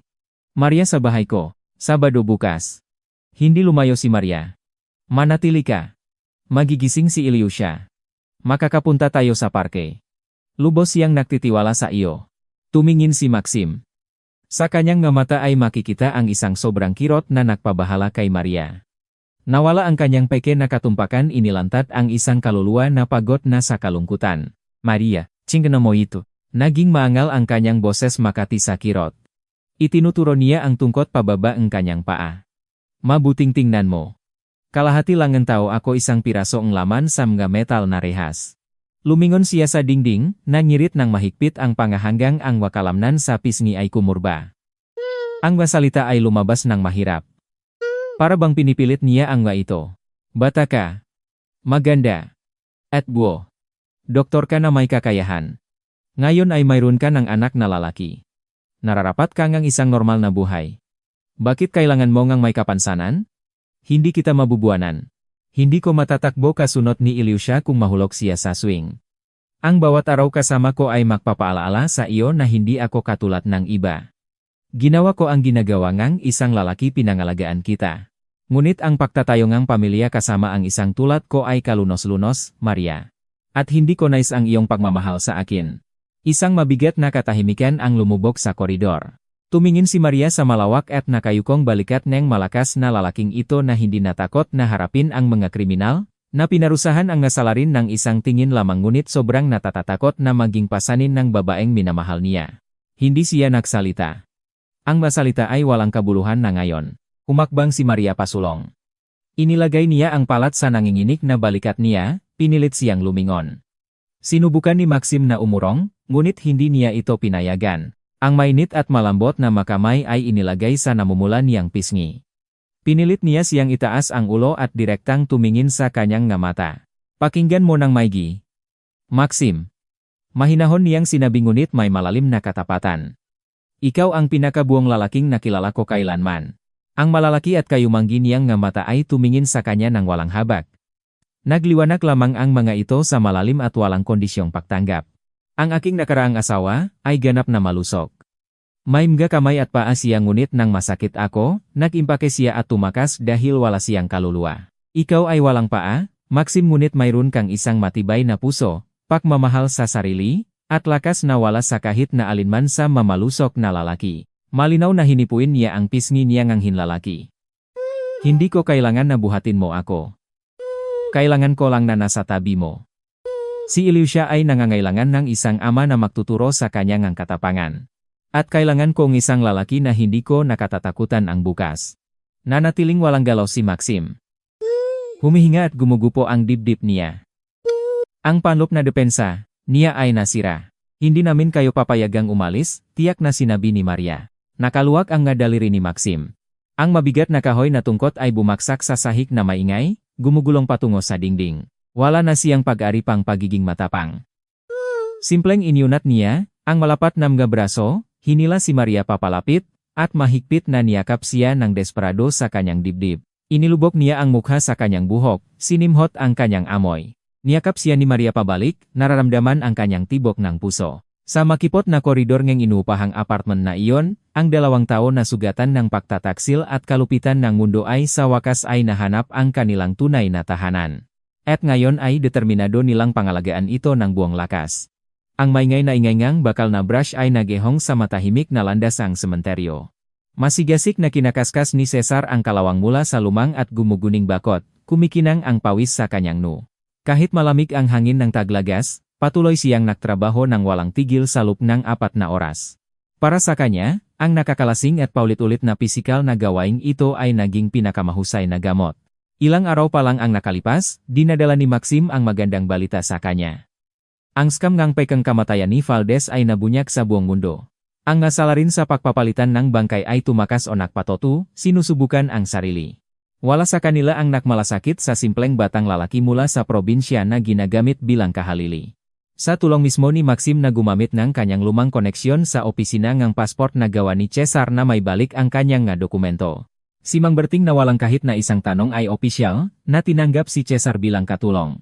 At inangkin ni Cesar ang tiwala sa pamamagitan ng dedikasyon ng gayon na parang ang bawat pinintang krus, ang bawat landas na nalinis ng ngatuyong dahon, ay ang personal na bayad na kailangang bayaran upang muling mabuhay. Nakaligtas siya sa lugar na dapat sana ay maging kanyang huling hantungan. At ngayon, habang nagtatrabaho sa mga hanay ng mga bato, ramdam lamang niya ang malalim at tahimik na pasasalamat para sa bawat hinga, para sa bawat pakiramdam ng lamig ng hangin, para sa hawak ng brush. Ang sementeryo ay nagbabago sa harap ng kanyang nga mata. Ang mainabandunang libingan ay nilinis ng damo. Ang bumagsak na bato ay itinutuwid. Si Mang Berting ay nagmamasid sa pagsisipak ng kanyang batang katulong at tumango lamang ng may paksang-ayon, naninigarilyo sa beranda ng gwardiyahan ng bahay. Isang Huwebes ng hapon, ang langit ay puno ng mabibigat na kulay abing ulap. Nagsimulang bumaksak ang ambon at akot na nakbaho na malakas na ulan. Ang dilaw na import na sasakyan ni Maxim ay dahan-dahang tumakbo sa makitit na kalyeng residential area. Regular na gumagalaw ang wiper, nagalis ng gabatis ng tubig sa windshield. Tahimik na nag-usap si Maria at si Mang Berting sa likurang upuan. Humingi ang matanda na may punta siya sa lokal na pension office para kumuha ang isang sertipiko at nag-alok si Maxim na tumulong upang hindi na kailangang sumakay ang matanda sa malamig na bus. Ang sasakyan ay lumiko sa isang lumang patio, ang parehong patio kung saan si Mang Berting ay nanirahan ng halos 30 taon bago siya pinaalis ng kanyang manugang. Dahan-dahan, anak. Biglang tanong ng matanda, yumuko pa sulong. Nanginginig ang kanyang boses. Pinigilan ni Maxim ang brakes. Ang sasakyan ay huminto sa harap ng kupas na pasukan ng isang 5 palapak na gusali. Isang babae ang nakaupo sa isang basang kahoy na bangko direkta sa ulan. Wala siyang payong. Ang hood ng kanyang Amerikanas ay bumagsak sa likod niya. Ang itim na buhok niya ay basang-basa at kumakapit sa kanyang muha sa mga pirasong kawawa. Nagaluray-aluray ang babay, niyayakap ang kanyang ngabalikat, umiyak ng malakas at desperado. Tinangay ngagos ng tubig ang murang maskara sa kanyang pisngi, nagiwan ng nga itim na bakas sa maputla niyang balat. Malapit. Sa ilalim ng malaking oning na puno ng bulaklak. Ang kapitbahay sa kabilang apartment ay patuloy na nagpapalit ng pa. Binuksan ni Maria ang bintana sa kanyang gilid. Ang ingay ng ulan ay pumasok sa sasakyan. Marina, halika na. Pumasok na salok makasakit ka nito, nagagambalang sinabi ng kapitbahay, sinusubukan ang takpan ang babae. Bakit naman tayo magdadamdam? Walang may tutulong ang luha sa kirot. Saan pa ba ako pupunta, Tita Fal? Mapait na nagtanong ang manugang ni matandang berting ang boses ay nababalot. Bukas palalabasin na kami. Kababaling pa lang ni Dasya mula sa ospital. Kailangan niyangan init at sinasabi nga nagpapakolekta ng utang na darating sila bukas kasama ang sheriff. Paano nangyari ito? Hindi naman malaki ang halaga sa simula. Mahal ang operasyon at walang oras para hintayin ang kuota. Umiyak si Marina.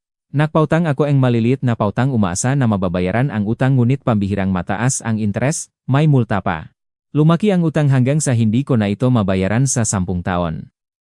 Kinatakahan ko ang aking apartment ni Tita Falia ang tanging lugar na makatitira ako. Bukas, tapos na. Magiging walang tirahan kami. Muling tinalakpan ng babay ang kanyang muka at nagsimulang umiyak nang nangalya ang luha ay nahalong ang ulan. Isong mabigyan na katahimikan ang lumapag sa taxi. Tumingin si Maria kay Mang Berting. Inaasahan niyang makita ang pagpipigil sa mukha ngang matanda. Ang babaeng ito ang nakpalabas sa kanya pagkatapos ng pagkamatay ng kanyang anak. Inangkin ng babae ang karapatan na makita ang tanging apo niya. Malupit na pinarusahan siya ng buhay. Ngunit sa mukha ang matandang guro, walang pagtatagumpay tanging isang malalim at walang katapusang pagod. Dahan-dahan na hinila ni Mang Berting ang zipper ng kanyang Amerikanas. Isinuot ang kamay sa panloob na bulsa at inilabas ang isang makapal na sobre na nakatalingang goma. Malalim na huminga ang matanda, hinanap ang hawakan ng pinto at lumabas sa malakas na ulan. Mahinahon siyang lumapit sa bangko. Nagulat ang kapitbahay at humakbang paatras. Hindi nagangat ng ulo si Marina. Nakurba lamang siya nang may huminto sa harap niya. Tahimik na inilagay ng matandang lalaki ang makapal na sobre sa basang hita ng babay. Sapat na ito para mabayaran ang utang, simpleng sinabi niya. Nanginig si Marina. Dahan-dahan, para hindi makapaniwala sa kanyang sarili, inangat niya ang tingin. Nakita niya sa harap niya ang isang yumukot na lalaki sa lumang Amerikanas at manggarabber boots na may putik ng sementeryo. Pagkatapos ay tumingin siya sa sobre. Sa loop ay ang pensyon ng matanda. Ang lahat ng pera na hindi ginastos ni Mang Berting sa loob ng 1 taon kumakain ng pinakamurang pagkain, nakatira sa isang gwardiyahan ng bahay na walang heater ang bawat bilyete ay puno ng kanyang kalungkutan. Nagsimulang lumabas sa isipan ni Marina ang buong kahulugan ng nangyayari. Lumaki ang kanyang mamata ang mukha niya ay nabago sa pakilala. Ang buong tinding ang kanyang sariling gawi, ang buong kapaitan ng nakaraang nga pakilos, ay dumating sa kanya ng may buong bigat. Ang lalaking pinalis niya ay dumating at tahimik na ibinigay ang lahat ng mayroon siya upang tulungan siya. Nahulog ang sobre mula sa mahina niyang nga daliri. Hindi mapanatili ni Marina ang bangko. Kumurba ang kanyang matuhod. Nahulog siya sa isang malalim na pudel sa tabi ng pasukan. Niyakap ng babay ang ngabasang rubber boots ng matanda, inipis ang mukha sa maito. Patawat po, tatay. Nangangalia ang boses niya. Tatay, patawat po sa akin. Katangahan ko, kamangmangan. Patawat po, hindi ko alam ang ginagawa ko. Umiyak siya nang nangalaya hindi man lang sinusubukang tumayo mula sa pudel humihingi ng kapatawaran mula sa lalaking inagaw niya ng tirahan. Hindi umiwas si Mang Berting. Dahan-dahang yumuko siya ang matigas na makamay na may magaspang na magadaliri ay mahinahong humipo sa basang at gusot na buhok ng kanyang manugang. Hinimas niya ang kanyang ulo ng malambot tulad ng dati niyang ginagawa sa kanyang nawalang anak na lalaki noong bata pa. Tumayo ka na, anak. Mahinahon na sinabi ng matanda. Walang pagyanik ang boses niya. Nagtataglay lamang ito ng isang kahangahangang kalmadong lakas. Huwag ka nang maupo sa tubig malamig ang lupa. Makakasakit ka. Ang pinakaimportante ay mayos ang aking apo, at ang natitirang bagay ay haharapin natin. Tumayo ka na. Nakiminut si Maria sa eksenang ito sa pamamagitan ng basang bintana ng sasakyan, ang naluha ay tahimik na dumadaloy sa kanyang pisngi.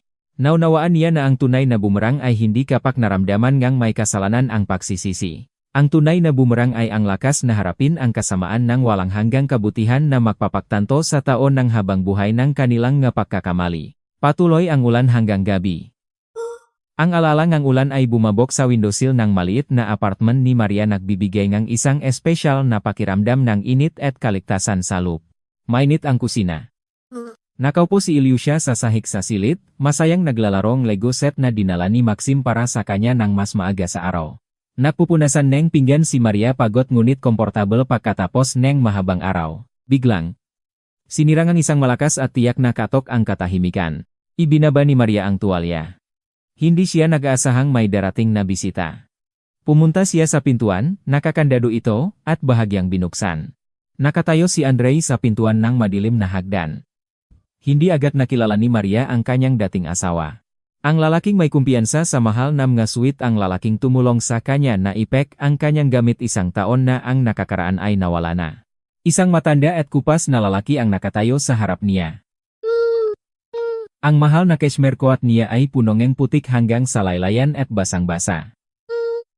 Gusot ang kanyang buhok. Sa isang kamay, mahigpit na hawak ang plastik na handle ng isang malaking maleta.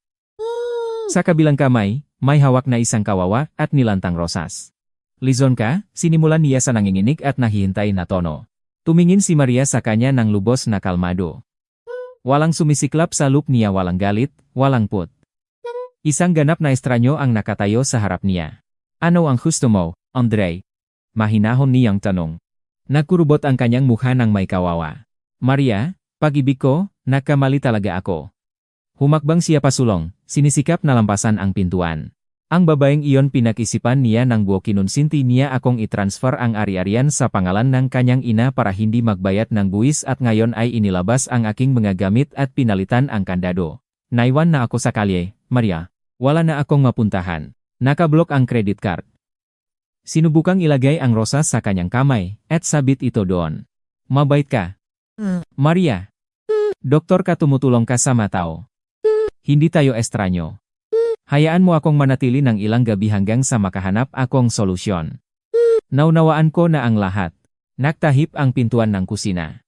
Lumabas si Maxim sa koridor. Huminto siya sa likod ni Maria.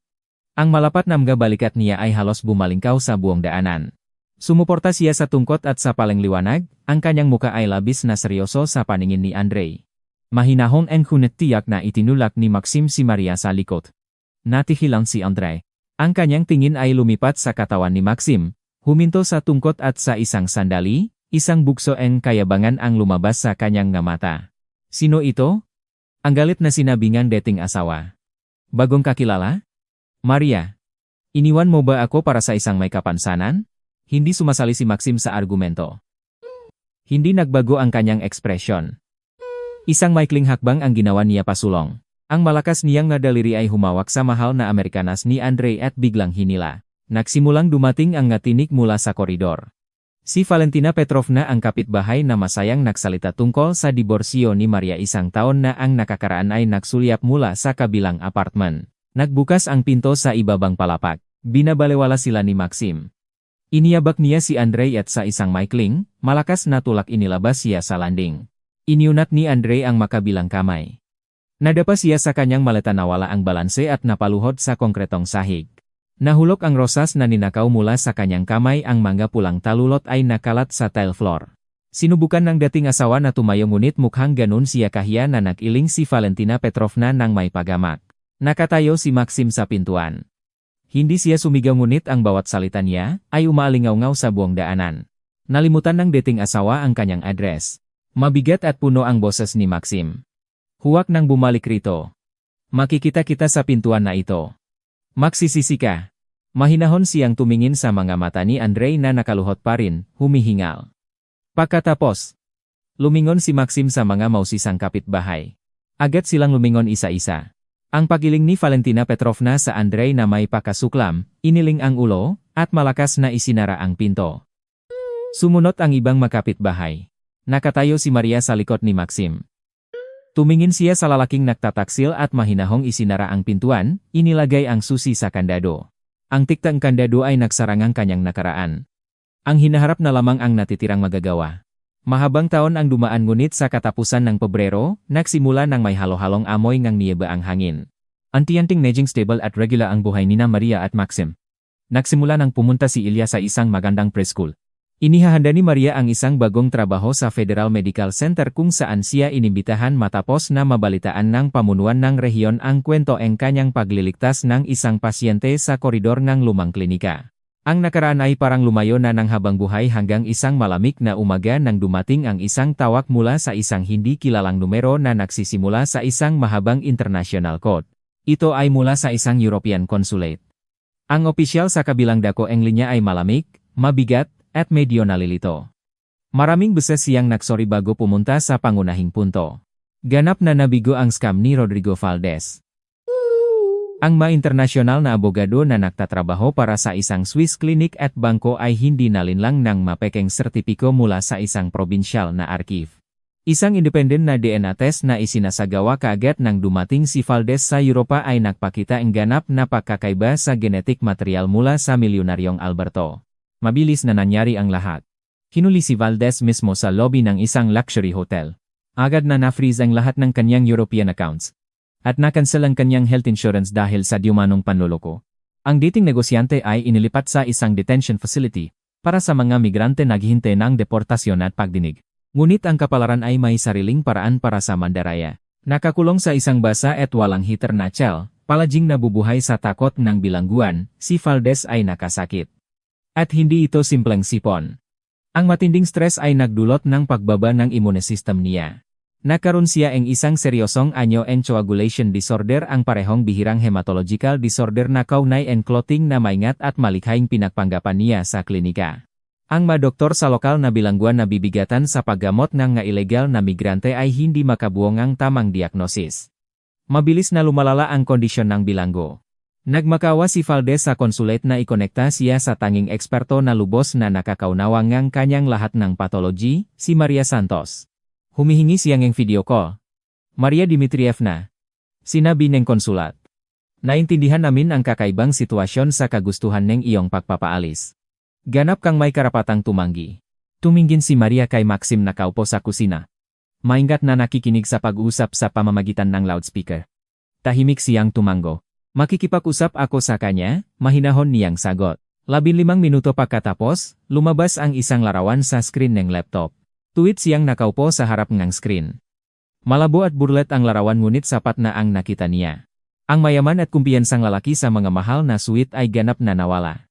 Sa screen, nakayuko sa ilalim ng isang manipis na blanket sa isang matigas na metal na kama, ay isang matanda, seryosong may sakiting lalaki.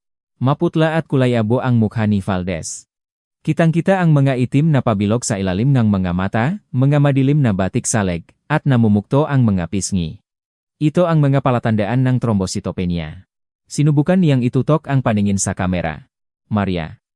Mahina ang boses niya, paulit-ulit na humihingal. Nanlulumay ang luha sa magilid ng kanyang mamata. Dumating ka.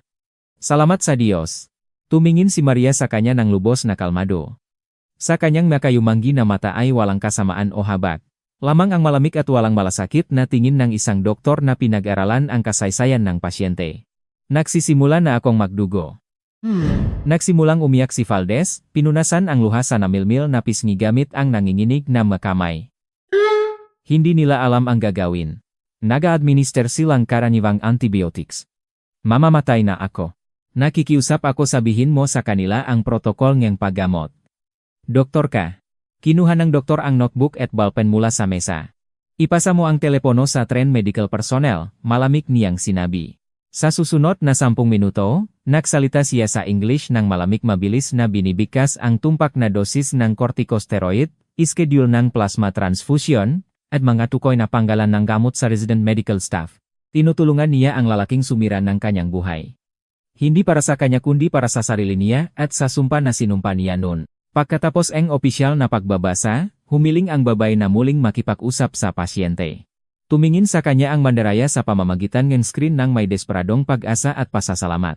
Salamat, bulong niya sa tuyong malabi. Utang ko sa iyo ang isang pabor. Dahan-dahang isinarani Maria ang notebook. Walang pakakautang. Pantay at malamig ang boses niya sa katahimikan ng European Nachel. Ang planong ang paggamot ay magiging epektibo ngunit dadaan ka sa mahabang rehabilitasyon. Umaasa ako na ang lokal na doktor ngang bilangguan ay hindi ka palalabasin ng maaga tulad ng pinilit mo sa akin. Mas namutla si Valdez naunawaan ang kahulugan ngang kanyang nga salita. Gumaling ka agad, Mamamayang Valdez, natapos niya at hindi nahintaying sagot, pinindot ang end button. Naging madilim ang screen. Dahan-dahang isinara ang takip ng laptop at huminga ng may kaginhawahan. Wala nang kapangyarihan ang lalaking ito sa kanyang buhay. Ganap na patas ang lahat.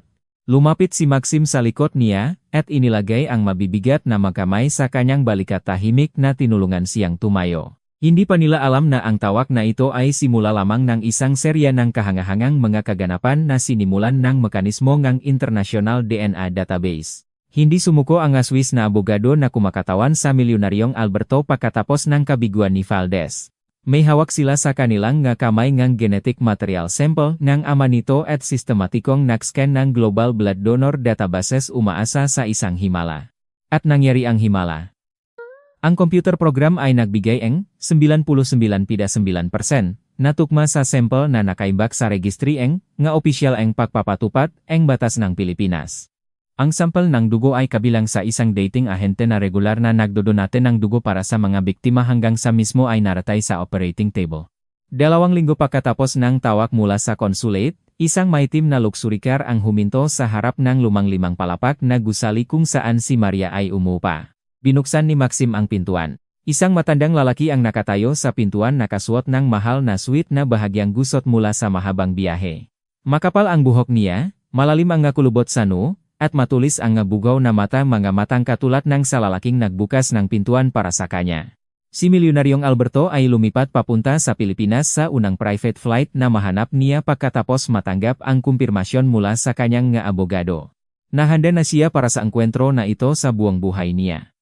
Mula pa noong kakilakilabot na araw noong dekada 90 nang ang mga magnanakaw ay nagpahiwatig sa kanya, namatay ang kanyang asawa, at kailangan niyang iwanan ang kanyang 1 taong gulang na anak sa beranda ng isang orfanage sa Pilipinas upang makaligtas at inudyok ang nga tagahuli na sumunod sa kanya. Handa si Alberto para sa kahit sinuman. Isang lalaking pinagot ng buhay, sakim, o isang talunan na nagtampo sa mundo. Ngunit nakatayo si Maxim sa harap niya isang malapat at kumpiyansang lalaki na may matahimik at mabigat na mga mata. Sumuporta siya sa tungkot, at agad na napansin ni Alberto ang prostetikong paa. Ang dokumento ay maiksi.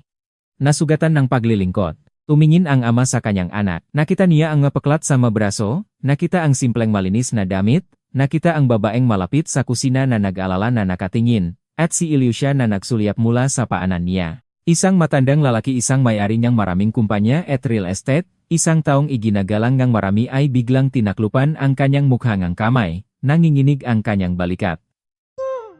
Umiyak siya. Hindi dahil sa pag-alboroto tungkol sa mga nawalang taon kundi sa walang hanggang pagmamalaki. Ang kanyang anak na nakaraan sa sistema ng orfanage, na nawalan ng paa ng pinoprotektahan ang iba ay hindi bumagsak. Lumago siya upang maging isang tunay, matapang at matapat na lalaki. Malalim na huminga si Maxim, inilagay ang tungkod sa gilid, at sumuporta sa frame ng pintuan. Tumingin siya sa kanyang ama ng kanluran ngunit tiyak. Ang dalawang malakas na lalaki ay nakatayo sa makipot na koridor ng isang Marcosine-era apartment at ang mga lumang sugat na nagpahirap sa kanila sa loop ng maraming dekada ay sa wakas ay nagsimulang gumaling. 6 na buwan ang lumipas. Maliwanag. Bahagyang malamig, at tuyo ang katapusan ng Oktubre. Ang gintong taglagas ay nakarpet ng dilaw at pula sa sahig. Malinis ang hangin. Sa pamamagitan ng pera ni Alberto, malaki ang pagbabago ng buhay ni Maxim. Hindi na niya kailangan pang patunayan ang kanyang halaga sa sistema. 1 buwan bago, bumalik sila mula sa Germany kung saan si Maxim ay dumaan sa mahabang rehabilitation sa pinakamahusay na orthopedic clinic ng Europa. Isang maluwag na SUV ang mahinahon na tumigil sa harap ng ironggate ng isang maganda at malawak na bahay sa lalawigan na papalibutan ng matataas na puno ng pino. Bumukas ang pinto ng sasakyan. Lumabas si Maxim. Ginagawa niya ito ng mag-isa. Walang ingay ngang matigas na metal, walang mabigat na kahoy na tungkot na naging tapat niyang kasamahan sa loop ng maraming taon. Nakasuot siya ng pinaka-advance na neurobiology implant na may kakayahang bumasa ng nerve impulses. Mahinahon at mayos silang gumagana ibinabalik ang kumpiyansa at natural na bigat ng kanyang lakat. Tuwit na tumayo si Maxim, iniunat ang malapat na mga balikat at sabik na sinimulan ang taglagas na hangin. Umikot siya sa paligid ng sasakyan at binuksan ang pintuan ng copilot seat. Ngumiti si Maria sa kanya. Ganap na naiba siya sa itsura kumpara sa isang taon na ang nakakaraan sa sementeryo. Nawala ang maitim na bilog sa ilalim ng kanyang nga mata. Mapula at malusok ang kanyang nga pisngi. Nakasuot siyang ngisang malambot, mainit, at kulay buhanging Amerikanas. Mahinahon na yumuko si Maxim at binuos siya, tinutulungan siyang lumabas sa mataas na passenger space. Bahagyang natawa si Maria, iniunat ang nga braso sa paligid ng matigas na leg niya, at sa pamilyar na galaw, inilagay ang kamay sa kanyang lalong bumibilok na tiyan. 5 buwan na siyang buntis. Ang kanilang anak ay lumalaki sa ilalim ng mapagkakatiwalaang proteksyon. Mula sa kailaliman ng patio, si Ilyusha ay tumakbo patungo sa kanila pinagpapalipat ang matuyong dahon gamit ang kanyang mapaa. Sa nakaraang nga buwan, lumaki siya, tumaba, at pinakamahalagang bagay ang nakalalang mapag-ingat na mukha sa kanyang nga mata ay permanen nang nawala. Sa likod niya, isang maliit na brown chocolate labrador puppy ang maingay na nagsisimbol at nakasabit sa tali. Tay, Nay! Sumigaw si Ilyusha, tumakbo patungo kay Maxim. Ibinaba ni Maxim si Maria at pinaakyat ang nagtatawalang bata itinatapon siya sa hangin. Hindi sila nakatira sa bahay ngayong katapusan ng linggo. May mahalagang tradisyon sila. Huminto ang sasakyan sa harap ngang pangunahing pintuan ng sementeryo ngang lungsod, nagbago ng hindi na makilala ang compound. Sa makapagsisikap ni Cesar na ngayon ay nagsisilbing deputy director at namamahalang buong lote ang lugar ay naging maliwanag at maingat na pinagalagaang parke. Ang ngalandas ay nakalatag ngang makinis na bato, ang nga mapanganib na lumang puno ay pinutol, at ang bakot ay binago. Si Mang Berting na tumangging lumipat sa apartment na binili ni Maxim, na sinabi na ito ay kanyang lugar ay nakaupo sa isang bangko malapit sa bagong pinagalingang gwardiyahan ng bahay. Sumimsim siyang mainit na tsaamula sa termos at ngumiti ng lapitan ng pamilya. Lumakat sila sa pangunahing landas at lumiko patungo sa lumang distrito. Ang libingan ng ina ni Ilyusha ay hindi na mukhang mahirap at inabandona. Naglagay doon si Maxim na isang maganda at maliwanag na bato ang granito. At nagtanim si Maria na matagal na halaman sa paligid. Lumapit si Ilyusha sa batong ang granito. Hindi na siya may hawak na gusot na bak na naglalaman ng murang kalahating kinagat na tinapay. Maingat na hawak ng bata ang isang malaking at makintap na bungkos ng nga sariwang puting rosas. Nagpatira pa siya sa mayos na tuyong damo. Mahinahon niyang inilagay ang bulaklak sa paanan ng monumento at hinipuin ng malilit na kamay ang malamig na bato. Walang pagyanik ang kanyang boses sa takot. Pakinggan mahinahon ngunit ganap na kumpiyansa at masaya. Nanay, sinabi ni Ilyusha, tumingin sa larawang nakaukit sa bato. Nagdala ako ng bulaklak para sa iyo hindi tinapay dahil hindi na ako gutom at hindi na ako sasaktan pa ngang kahit sino. Ngayon ay mayroon na akong tatay, si Maxim, at nanay, si Maria. Matulog na ng mahimbing, mahal kita. Nakatayo si Maria sa likod ng bata, nakasandal sa balikat ni Maxim. Mahigpit siyang niyakap ng lalaki inipit ng malapit. Ang taglagas na sikat na araw ay dumaan sa manipis na ulap nagliwanag sa landas ng may malambot na liwanag at pinagliwanagan ang mapayapang, sereno nilang na mukha. Natapos na ang mahabang ikot ng kapalaran. Mahal na mamambabasa, salamat sa inyong pakikinig sa kwentong ito hanggang sa katapusan. Umasa kami na ang mahirap ngunit maliwanag na kapalaran ni Maria at Maxim ay humipo sa inyong mapuso. Gusto naming malaman ang inyong manaramdaman at naisip na ginising ng kwentong ito. Ibahagi ninyo ang inyong nga pag-isip sa komento. Paano kayo kumilos kung nandun kayo sa lugar ni Maria nang ang dating asawang nagtataksil ay biglang lumabas sa pintuan at nagmamakaawang tulong? Magpapatawad ba kayo sa isang nagtataksil na ginagalang sa kalye o isasara ninyo ang pintuan sa kanila?